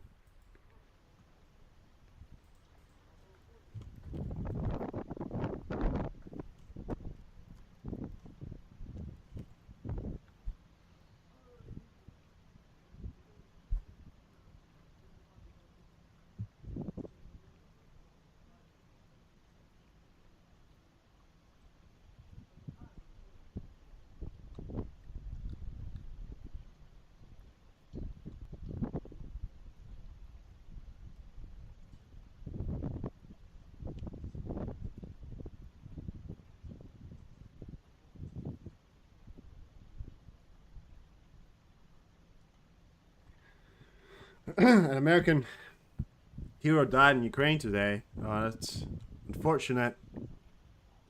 But he died doing what he thought was right. And in the events of when a hero dies, another one shall rise, is what I will say. His death will have certainly not gone in vain, and he's certainly been there to help Ukraine fight for its freedom. As his forefathers did hundreds of years ago when they fought for their freedom from the British. He fought his freedom, or their freedom, that they so deserve. Yes, I just said that.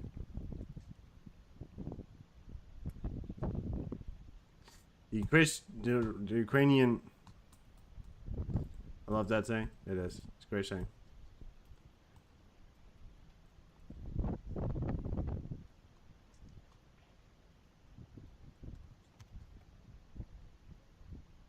I don't have any money.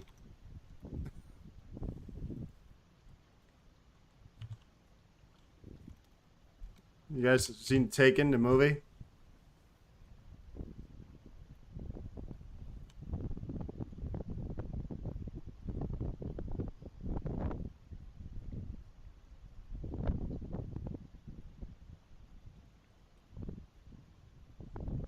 I don't have any money.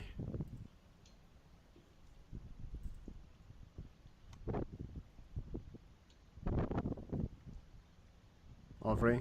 Oh, yeah, great. I got to do the Kermit the Frog doing the voice. I don't have any money. I don't know. Oh, no, that's wrong. I don't know who you are. I don't know what you want. If you're looking for ransom, I can tell you I don't have any money. But what I do have are a very particular set of skills. Skills I've acquired over a very long career. Skills that make me a nightmare for people like you. If you do not let my daughter go now... Oh, sorry. If you let my daughter go now, that will be the end of it. I will not look for you. I will not pursue you. But if you don't, I will look for you. I will find you. And I will kill you.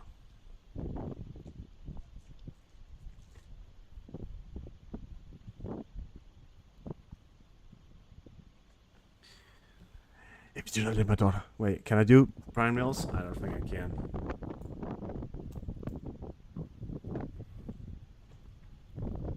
I mean, the first one had that famous quote in it, you know?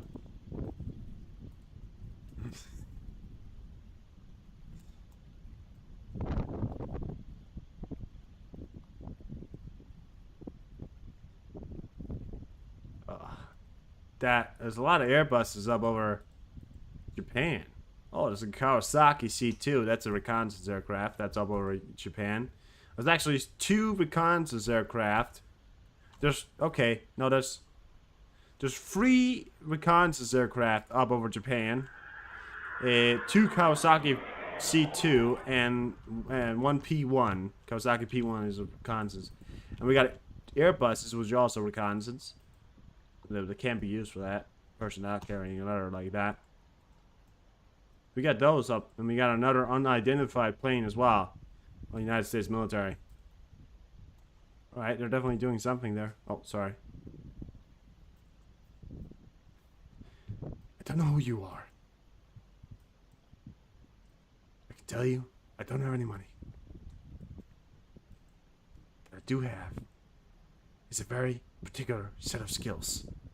Skills that I've acquired over a very long career. We got the P8. Look at that. I've been saying it. I said it. It was here. And it's there. It's there. Yep, it's there. I wonder where it's taking off from. I mean, it could be taking off from some sort of forward grease base, but something seems odd about that. It's off now, but it's there. We know it's there.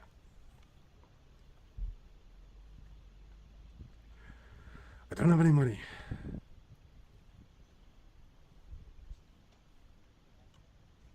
I don't have any money. Sorry. What am I doing? I don't know what the fuck I'm doing at this point. I don't have... If you're looking for trouble. I guess Elvis was pretty much out of you guys'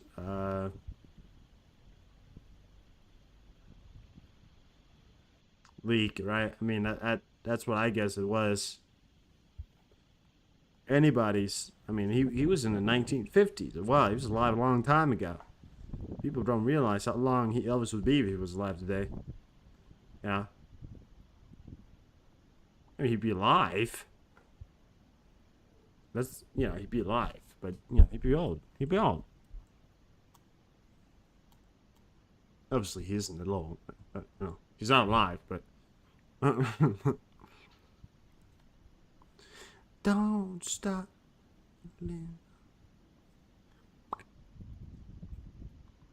Oh, you better believe it.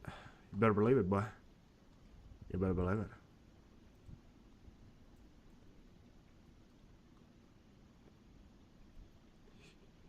Yeah. Can you tell I'm getting bored? Because I'm getting a bit bored. Is it weird to say that you want something to happen? It's a bad thing, because a quiet night is a good night, but it's... At the same time, it just seems a bit too... quiet. It's too quiet. That's what it is.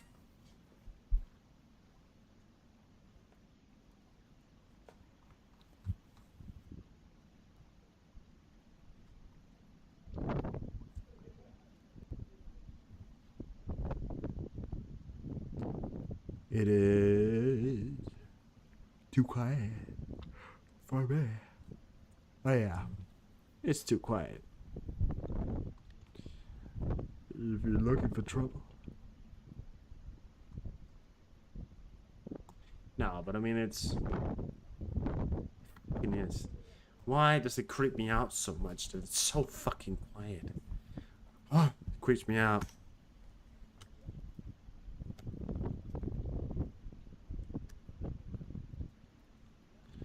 Just as I was mentioning it, we got air raid alert in Kharkiv. Look at that. Just as I was talking about it.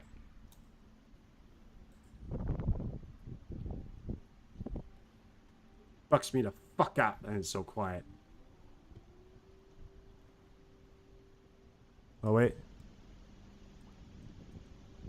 I think I hear air raids. Yep.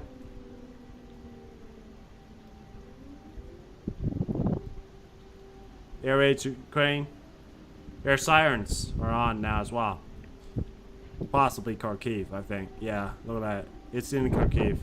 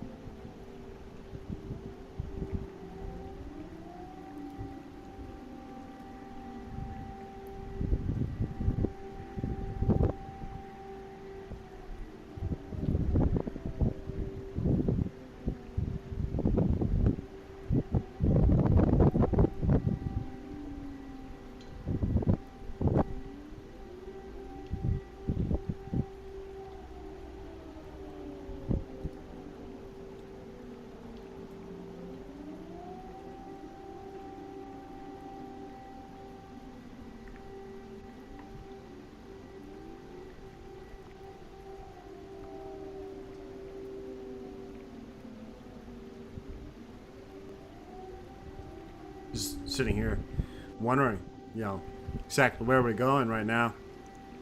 If we can see anything, that would be something, but, you know, there certainly turn something on if something's happening.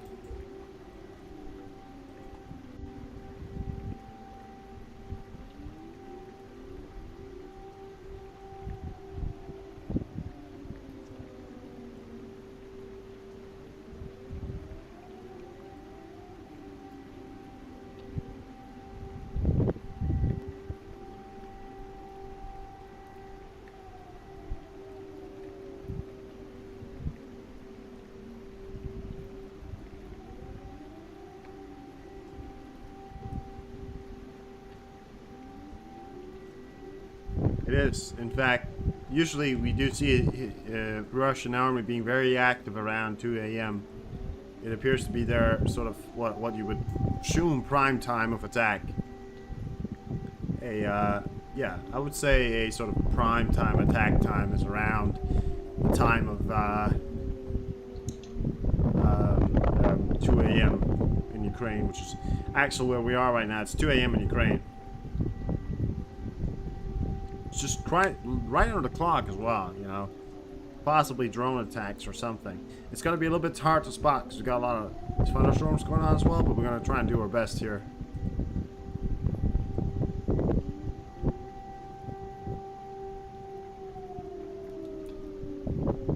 Certainly I will.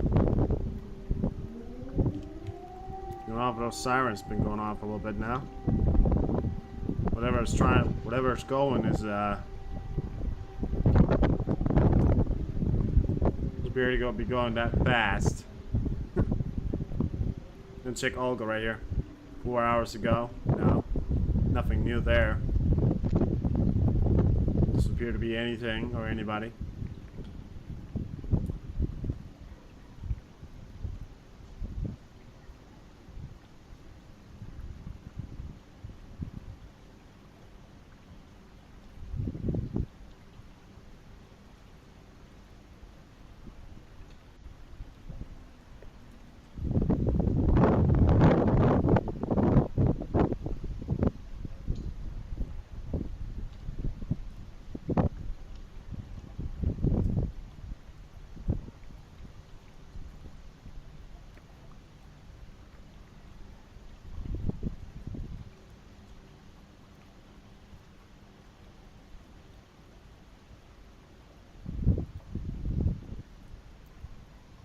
What's that? Twin Otter? Oh, that's over Qatar. United Emirates. Sorry. Yeah. Still think. Oh, I got a P3 over Vancouver right now. Or sorry,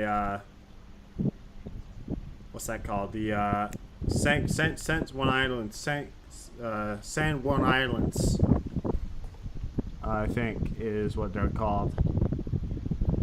San Juan Islands, yeah.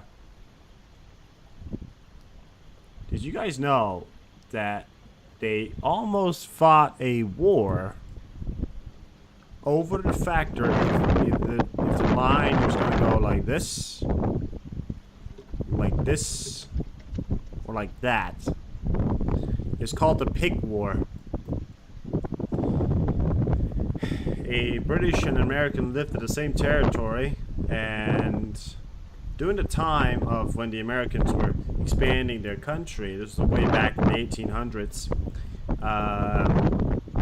19th century, of course, you know, and the Americans were spreading out on the lands, and then they were in firm belief that the San Juan Islands, in fact, were theirs. But what actually happened was the British always also thought that, you know, San Juan Islands were there, so they didn't do that. So they didn't do that, you know. They had, of course, outposts here in Vancouver Island where they said that Vancouver Island was there, which it was. But because they hadn't, you know, established the border, this was during a time of when they did draw the line. And here, you know, they said, oh, it's going to go through this river right here. It's going to go through this line. And then they couldn't compromise on this. And then they said, okay, straight line. Okay, fine. But then they said, the treaty said, you know, yeah. And then the treaty said it's going to go through set channel. But the problem is there's 3 channels. You know, this is a channel, this is a channel, and that's a channel, right? So they said, you know, there's 3 channels. Which one are you referring to? Are we going to split the island, which some of the British compliment, you know, some of the British diplomats said, let's just split the islands, and let's just, you know, call it quits. But Americans, being Americans, said, no, we want it like it is today. And during the time of when this happened, one American settler, a very young man in his age of 20, he actually settled on San Juan Island. And he, you know, believing it was American territory, set up his house, built his house, but he didn't bother clearing the forest area for his house. So instead, he just built it in an open field. Instead of, you know, casing in his crops, so the wild boars that was actually living here. Now, the reason why there wasn't wild boar living there, I'll tell you. You know, other than that, there was sheep living on the island. And he said, you know, I'll just build this fence right here, and I'll have the animals have a moral compass and not eat my crops. Which that doesn't happen, right? They eat your crops. But then there was a British diplomat by the name of, I don't know. He was a sheep farmer along the British Isles here, which they called it, right? The San Juan Island. He was a sheep farmer, right? And, right? He had sheeps, but he also had a prize pig, which was a porcupine, something like that. You know, it was very famous for being sort of a pest pig because it would eat anything it got its hands on. Now, the young American, he was growing potatoes. So the young American, he didn't build his fence in, so the pig came along, ate the potatoes. Short story long, he shot the pig. Now, the pig was a very, very beloved pig by the British. So the British man said to the British officials nearby in Vancouver Island, saying that the American man, believing this was, you know, British territory, living here, said that he shot my pig. And then some American generals, being American generals, not following orders from Washington, you know, they just went in and set up camp on San Juan Islands and called it San Juan Islands, because they had got a message from the American who was living, who was the young man, saying that pigs had eaten his crops and was invading his land. So now we had American troops landing on San Juan Island and British troops taking off their ships, and they were just standing off with each other, waiting for one to take a shot, you know. But the thing was, none of these had actually agreed to it. The British didn't agree to it, you know, and the Washington didn't agree to it. The reason why the Washington hadn't agreed to it was because the message that the general called General Lee, he had sent his message back, but he didn't get it there in time, incidentally, right? His letter took 6 weeks to get there. It wasn't an accident. He wanted that to happen. By that time, he would have kicked off the British on Salmon Islands. He would have probably taken Vancouver Islands. This is what he thought was going to happen. His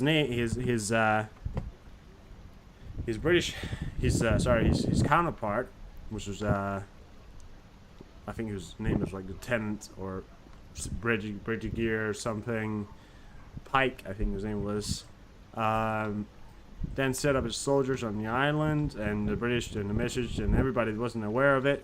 The war was about to start. Then the British and the officials and the American officials got notice of it, sent some people there, said, "You guys are stupid. You're not doing this over a pig." So that's why it's a very long explanation. It takes, if you want me to go into the whole explanation, it will take me a bit longer. You know, there's a little bit more to it. You know. Also, you know, a little bit of a fun story.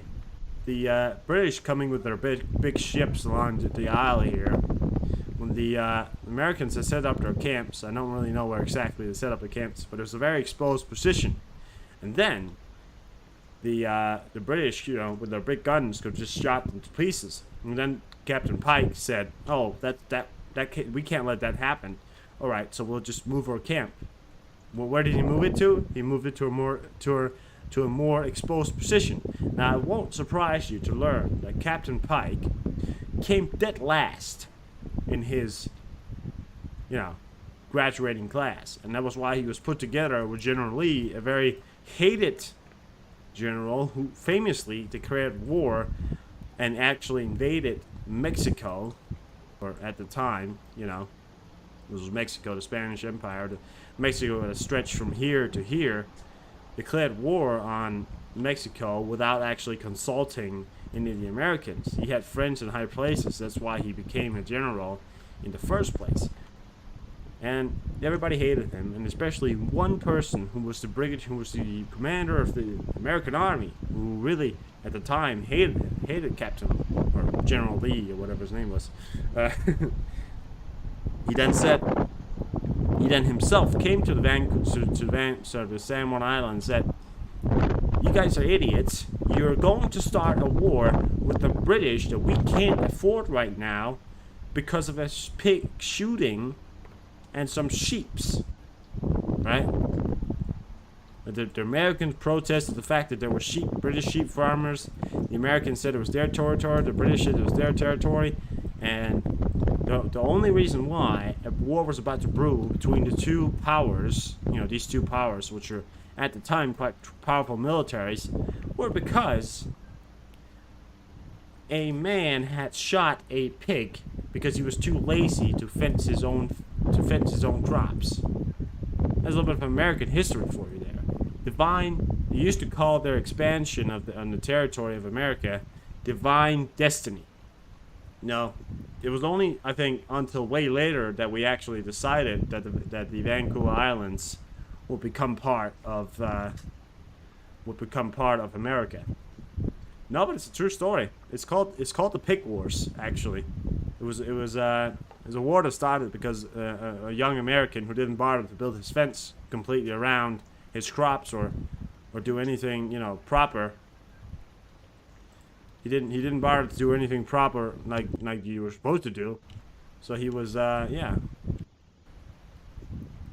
That's actually why a British and American war was about to start. You know. And the reason why, and I can tell you this as well, the Canadian Gold Rush was found place right here. This was where the Canadian Gold Rush took place, here in Vancouver, right? Along this border right here. And when a lot of Americans came here and realized all the gold was gone, and everybody got lucky, some didn't, and the people who didn't get lucky, they actually just settled in the area. Now, realizing they had some sweet islands over here, which was pretty bountiful, and you could live on an island, some Americans said, "You know what, I'll live on an island, it sounds pretty nice." Went over to live on the island, and that's when the whole situation started. It's actually a very sort of surreal story. I mean, they almost started a war because of a shooting of a fucking pig.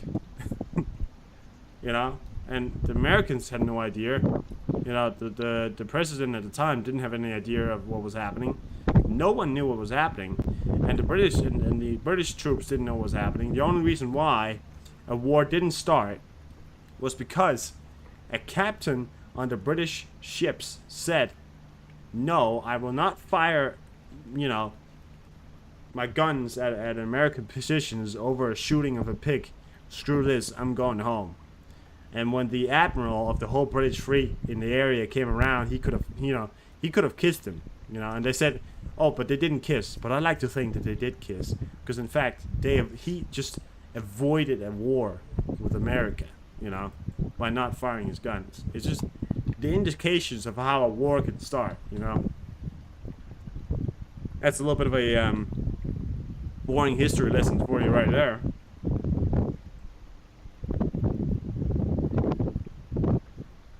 Yeah. I mean, the border could have looked very different. Now, keep in mind, the British and Americans had already just had a war, They already had just had a war, but keep in mind, a few years later, they actually went to war, because... But, and then they got their ass kicked. The Americans actually got their ass kicked during the time of when...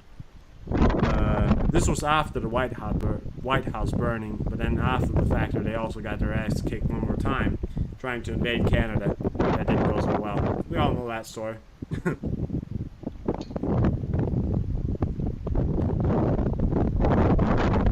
I know a lot of random history facts and stories. It's what I spend my time on. I just watch videos on it. Once I've watched something or read something, it just... I don't know why, but it just gets stuck in my brain. I can't get rid of it. Alright, see you later, Ocean. Thanks for coming by.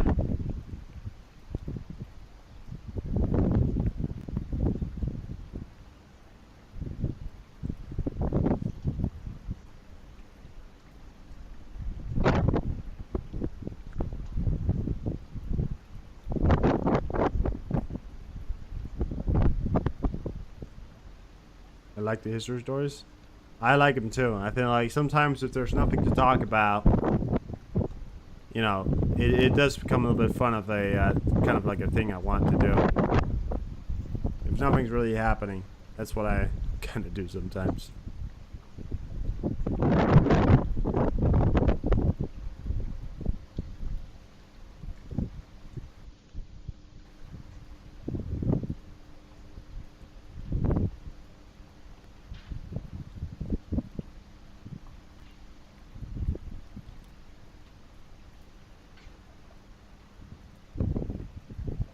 Everything. That's a really, really hard choice. That's a hard line right there, would you? You want to know everything? I mean, props to you if you get to know that. I don't think anybody can really know everything. I think you gotta die knowing that you knew what you knew, The world doesn't... You don't need to know everything. It's a cool goal, but it's a hard line. I feel like getting to know everything, that's a very ambitious goal you want to go toward there, but props to you about it. Props to you for that. I hate knowing it all. Fair enough.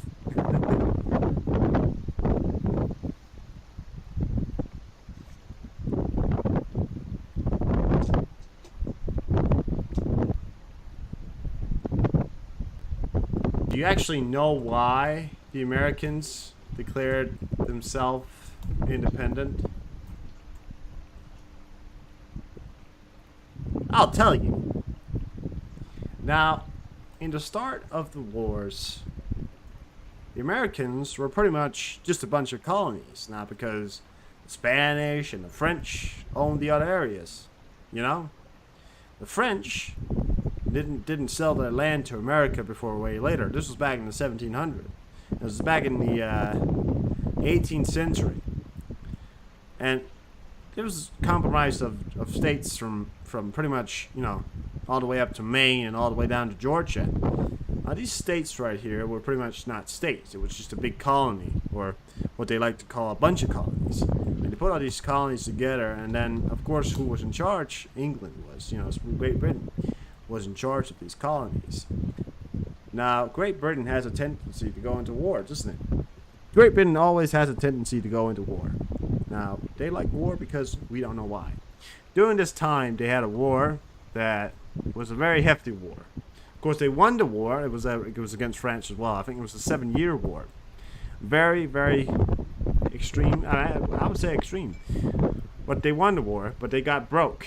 So what did they decide to do? Well, they said, you know,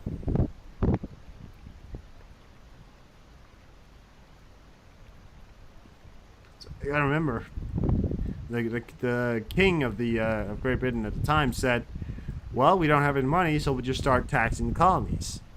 Now, it didn't go over as well in other countries, but they didn't really do much about it. The taxation of some of the other countries and areas, not only Africa, but, you know, Canada as well, was also taxed pretty heavily. What happened right here was that the American states enacted what they like to call their strategic event of not being taxed by the Americans. Americans have never been a big fans of being taxed. Now, to be fair, it was an extreme taxation because the British imposed pretty much taxes on everything. I mean, they had to pay taxes for sugar. They had to pay taxes for, I mean, whatever you can think of. They started out by doing pretty much a standard taxation where they raised the taxes, and the Americans said, fuck you, we don't want to pay so much taxes. So, and then the British said, fuck you, we will enact what is called, it's a true story, we will enact what is known as the Stamp Act. The Stamp Act was if you went into a store and you said, hello, store owner, I would like to buy myself some liquor or a bunch of cards or something that I would like to buy. And the store owner would say, okay, yeah, here you go. That'll be 15 cent stamp. Now it's gonna be 16 cent. I don't know, cent or whatever, and the taxation law money. and then they said, what are you talking about? What are you talking about? Why did the prices go up? Oh, it's because everything you buy, I have to stamp and then taxate you off this, and then you can't afford it because I'm gonna stamp it and it's gonna raise the price. And they said, Americans, they said, and the American man who was buying these deck of cards, he said, that's terrible, I can't afford this. And then he said, well, there's nothing I can do. And then he said, well, just give me a bottle of liquor. Just give me something to drink so I can drink my sorrows away. And then the store owner said, okay, sure, I'll give you something to drink. They stamped everything. And the Americans pretty much got pretty sick of this, and what they did was that some of the troops along the side of, I think it was in Washington, or Virginia, I think, came into the ports, and during the time of when, I think it was in Delaware, actually. I think it was alongside here, somewhere along outside the Norfolk, I think. Yeah, sometimes somewhere out here. When they said, we don't want this anymore, so they started rioting. The Americans started rioting against the British occupiers. The British occupiers then said, we don't want this to happen, and it started a standoff. The British occupiers were throwing rocks and everything at them. In a panic, some of the British, unfortunately, shot with their musketeers, killing, actually, an unfortunate amount of civilians. Now, this was actually one of the last straws. Now, what actually happened then after was a complete taxation of, we don't want to be part of anything anymore. They started throwing British tea into the ocean. They started raiding British ships, while one of ours was, now, I will not activate my fucking windows. No, I will not activate my fucking windows. Unless you pay me to, I will not activate my windows. Fuck it. I will, I will, do it one day, probably.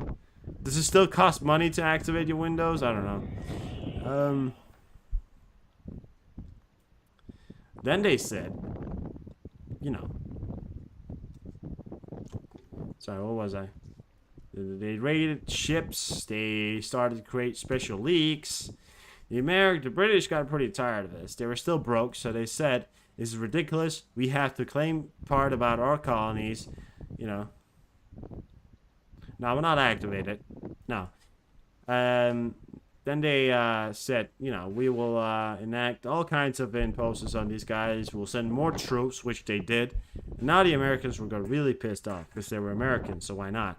you know. And then they said,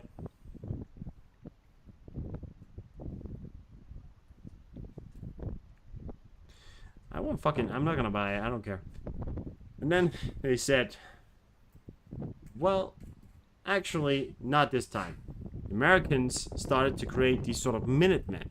Now, the Minutemen, sorry, I'm a bit rusty on this history because it's a bit long time ago. I may need to brush up on these histories right here.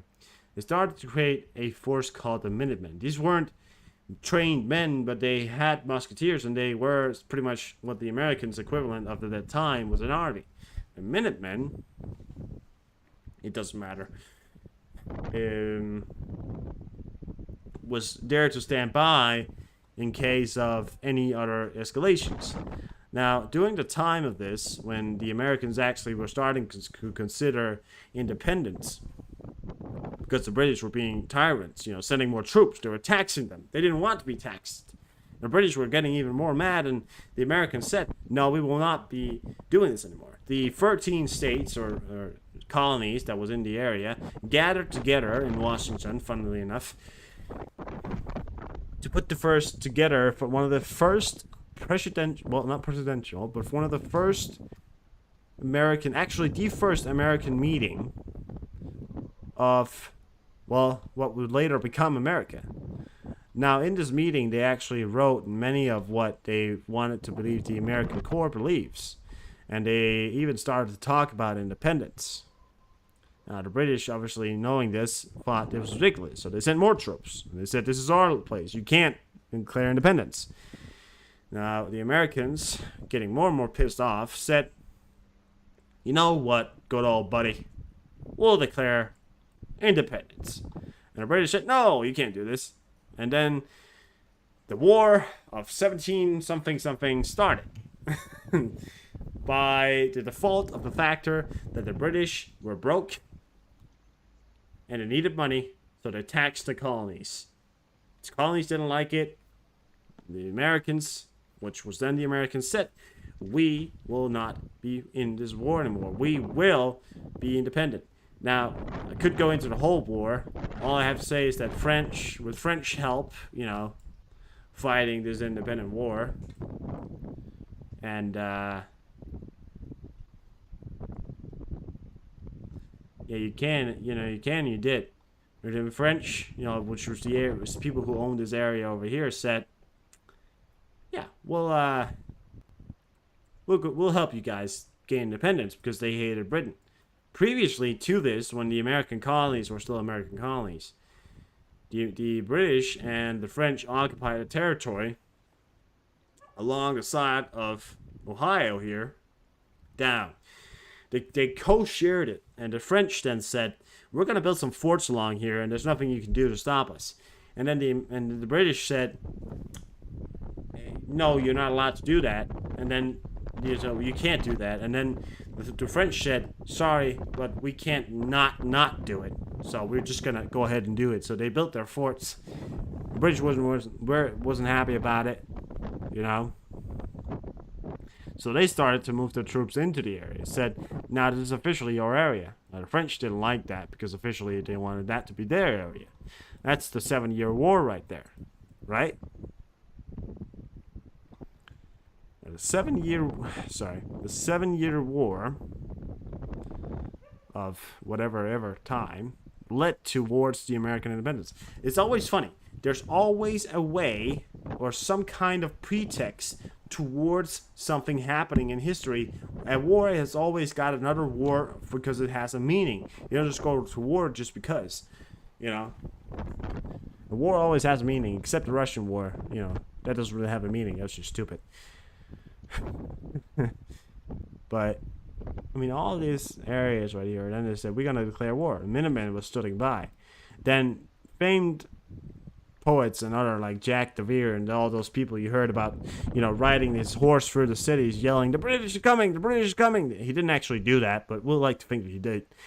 And the Minutemen then stepped out their doors, true American gunmen, and went down towards where the British were, and they started fighting. Washington not Washington, the Washington, you know, the man, the Washington. He was put in charge of the army, you know, the Minutemen.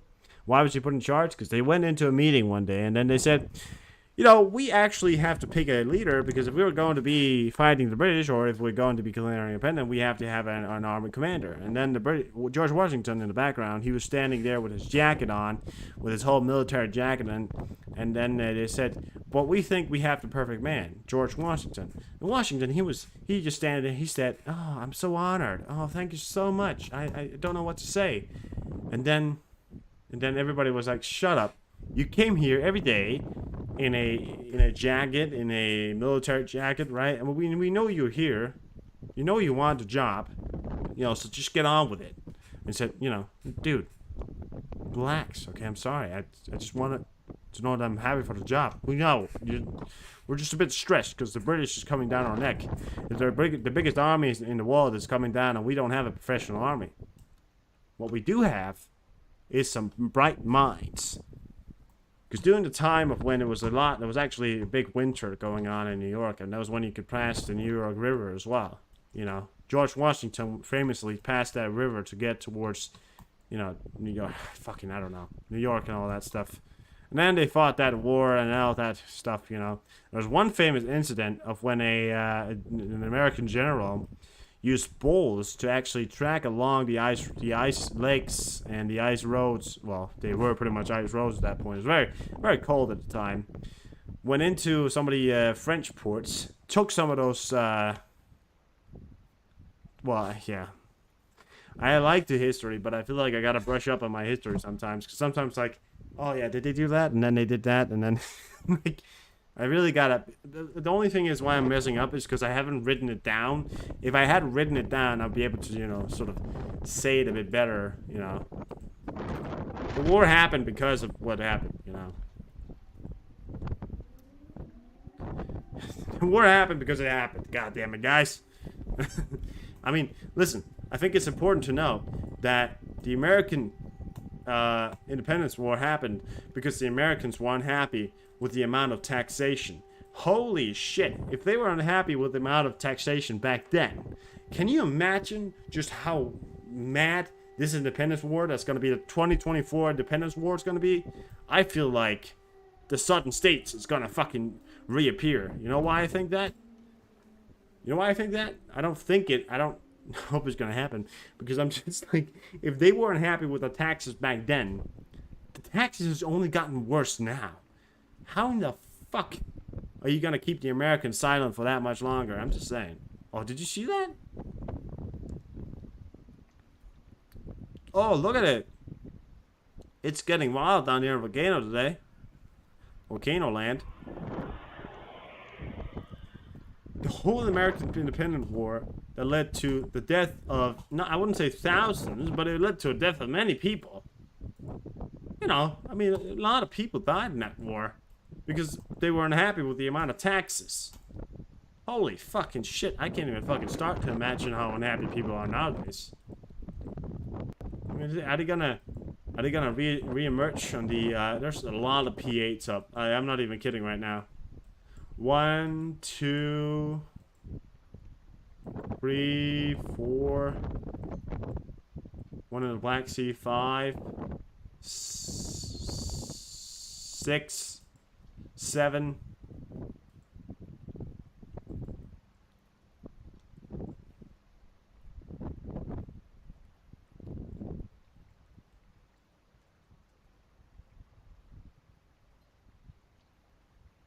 Seven P8s. There are 7 P8s up.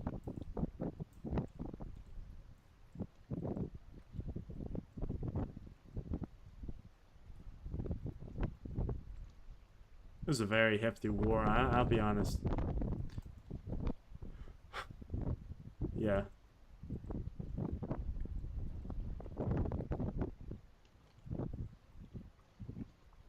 Did you know? Wait, what was that?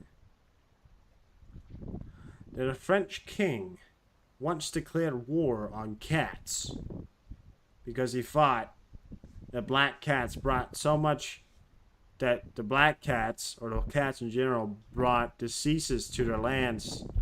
So he actually, you know, killed a lot of cats, which not only increased the amount of plague in his country. Why? Because he killed off the cats that was killing the rats, which the rats was the real reason why the plague was there, right? So he killed off a lot of cats, and the cats was no longer big enough in numbers to kill off some of the pests, so the pest started to be in the bigger numbers, and people started to die more. He declared war on cats.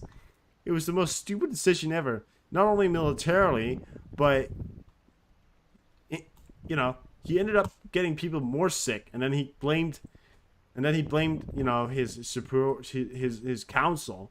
He killed off a lot of people because he said, why didn't they warn him? How the fuck could they know? They didn't know that shit about technology. You were the one who declared war on fucking cats. Like, there's a lot of weird shit that's happened throughout history, and that's why I love history, because there's a lot of weird stuff that's happened throughout history. The only thing I'm not that good at remembering is, like, the names. He was smart. Yeah, he was. I'm really bad at remembering names. I can remember Adolf Hitler, right? I can remember Churchill. I can remember, you know, those names, right? But I never am I able to remember some of those, like, really, like, specific names, because some of those names are, you know, either they're not very easy to remember, or it's in general quite hard to remember.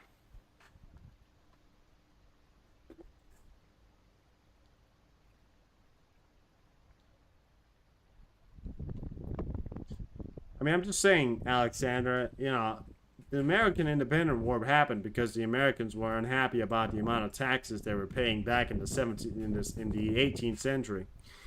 We're in the 21st century now, and you're paying pretty much 100% more taxes. I think you're pretty much paying today 90% more taxes than you were paying back then. Can you imagine the amount of fucking hatred I think some people have towards the factor? I'm just gonna wait for the American Independent War.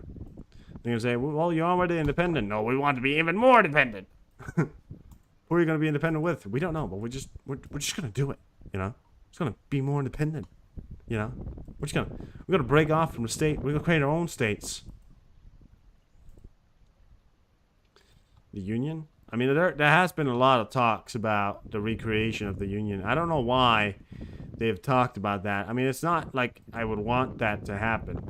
I think maybe like a newer version of it. I don't want America to split, but I'm just saying, with the amount of unrest going on, it's I won't say it's a possibility. I'm just saying, you know, it does awaken your mind a bit to think if it was a possibility. You know, I don't think it is, but you know. You feel it every time at the store? Yeah. Honestly, I get it, you know. It sucks. I mean, it really sucks for you guys. I mean, I won't say that we don't get taxed a lot. We do get taxed a lot in Europe, but it's just the factor is there are taxes go towards, or healthcare, it goes towards paying off some of those sums that you guys are already paying. And second of all, we don't have to pay taxes of all everything, right? But third of all, my point is, you guys have to manually do your fucking taxes. We don't do our taxes. Now, we don't go in and write like a letter or go into the systems and do our taxes and make sure that we have our taxes right. We call up the taxation office and we say, what's the smartest choice for me? And then they say, we'll probably do this. And then you just go, okay, fine. Like, this is what we do. And then every year they say, well, you've paid this much, or you paid too much in taxes, you paid too little in taxes. And what do you pay too little in taxes, you then get the money back. You know, I feel sad because, I mean, having to manually do your fucking taxes, it must suck. I mean, it really must suck. Why not? I mean, I just don't get why they don't set up a system.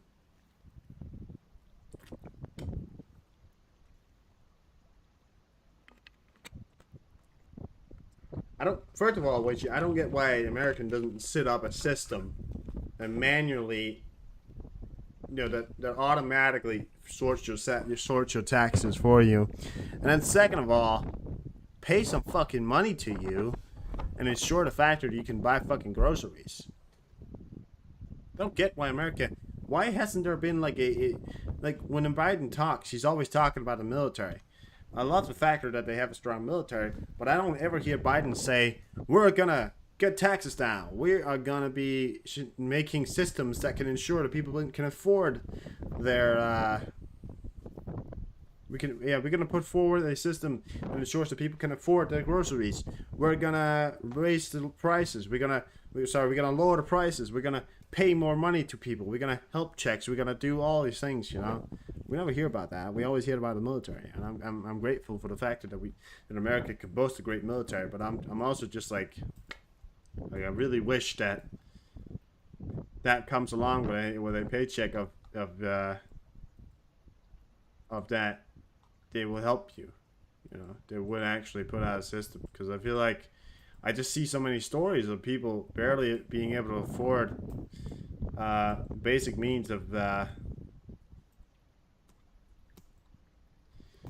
food. You know, it's sad.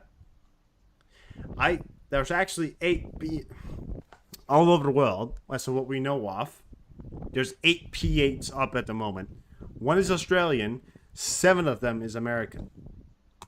There's 7 P8s, as of what we know of, possibly up over, and I gotta remember, 6 of them is up over America. 1 is up over in Europe near Black Sea, and 1 is in Australia. I mean, the one in Australia is in the Australian military, so not really American, but yeah. P1 Karasaki. There's surveillance going on outside Japan. Japan is doing lots of surveillance at the moment. We are seeing indications of something. Some of them are over Florida. Some of them are near Vancouver Islands. 1 is near Tasmania, I think. No, well, yeah. One is in South Australia.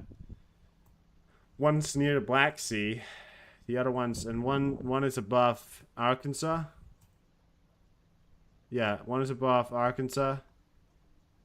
And yeah, that's where they are. Well, Atlanta and Florida. That's where you can see some of them posting around. There's also 1 in Tennessee, and yeah. That's it. That's all I got. 1 in South Australia going towards. It's going toward the capital. Well, no, Melbourne. No, Ankara. That's the fucking capital. Where the fuck is the capital at? I forget. The Australia capital is fucking Ankara. Ankara. It's not Melbourne. It's Ankara something. Ankara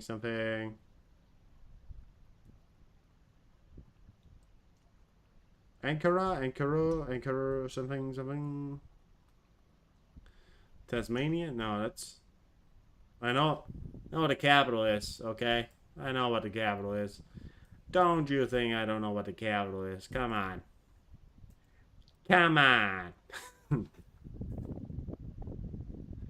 Holy shit. I'm gonna stay. Okay. Canberra. There you fucking go. Why the fuck could I not remember that? Thanks, Rose. I got Canberra. What fucking Canberra. Oh, why you want to point that out? There you go. Yeah.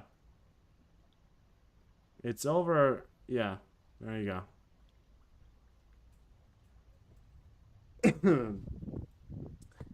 I swear to God, for the longest time, I thought the capital of Australia was Sydney. I thought for the longest time, but it's not.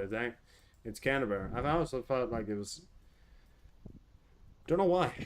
I mean, everybody just thought it was Sydney, because I feel like that's what you hear most about. You always hear about Sydney. You never hear about Canberra. You always hear about Sydney or Melbourne. I thought it was either Sydney or Melbourne, until I figured out it was neither of them.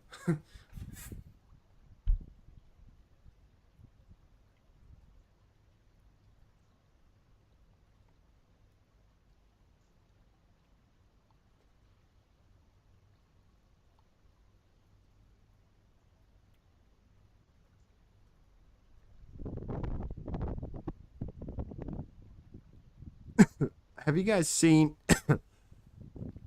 All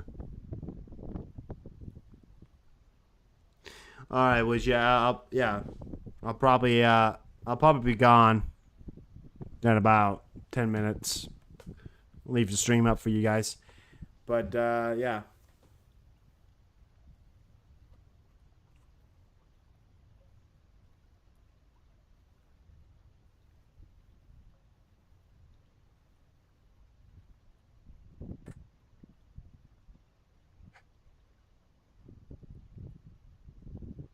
Now I actually think there's been multiple incidents of Russia behaving like a child in Syria. Most of the times at this point, they're behaving as if they are literal childs. They're flying around, destroying U.S. drones, and U.S. Their point is that they're getting pretty fucking tired of it, and they have said to Russia, act fucking professionally and don't act like a child. And next time we're gonna, retaliate by doing something. And the weird thing about Russia and always is that they always start out by attacking someone, and then when they attack back, they get all offended. And they're like, oh, how dare you attack us? We did not attack you. How dare you attack you? How dare you attack us? But they know the fact that they've literally fucking attacked them before. It's weird.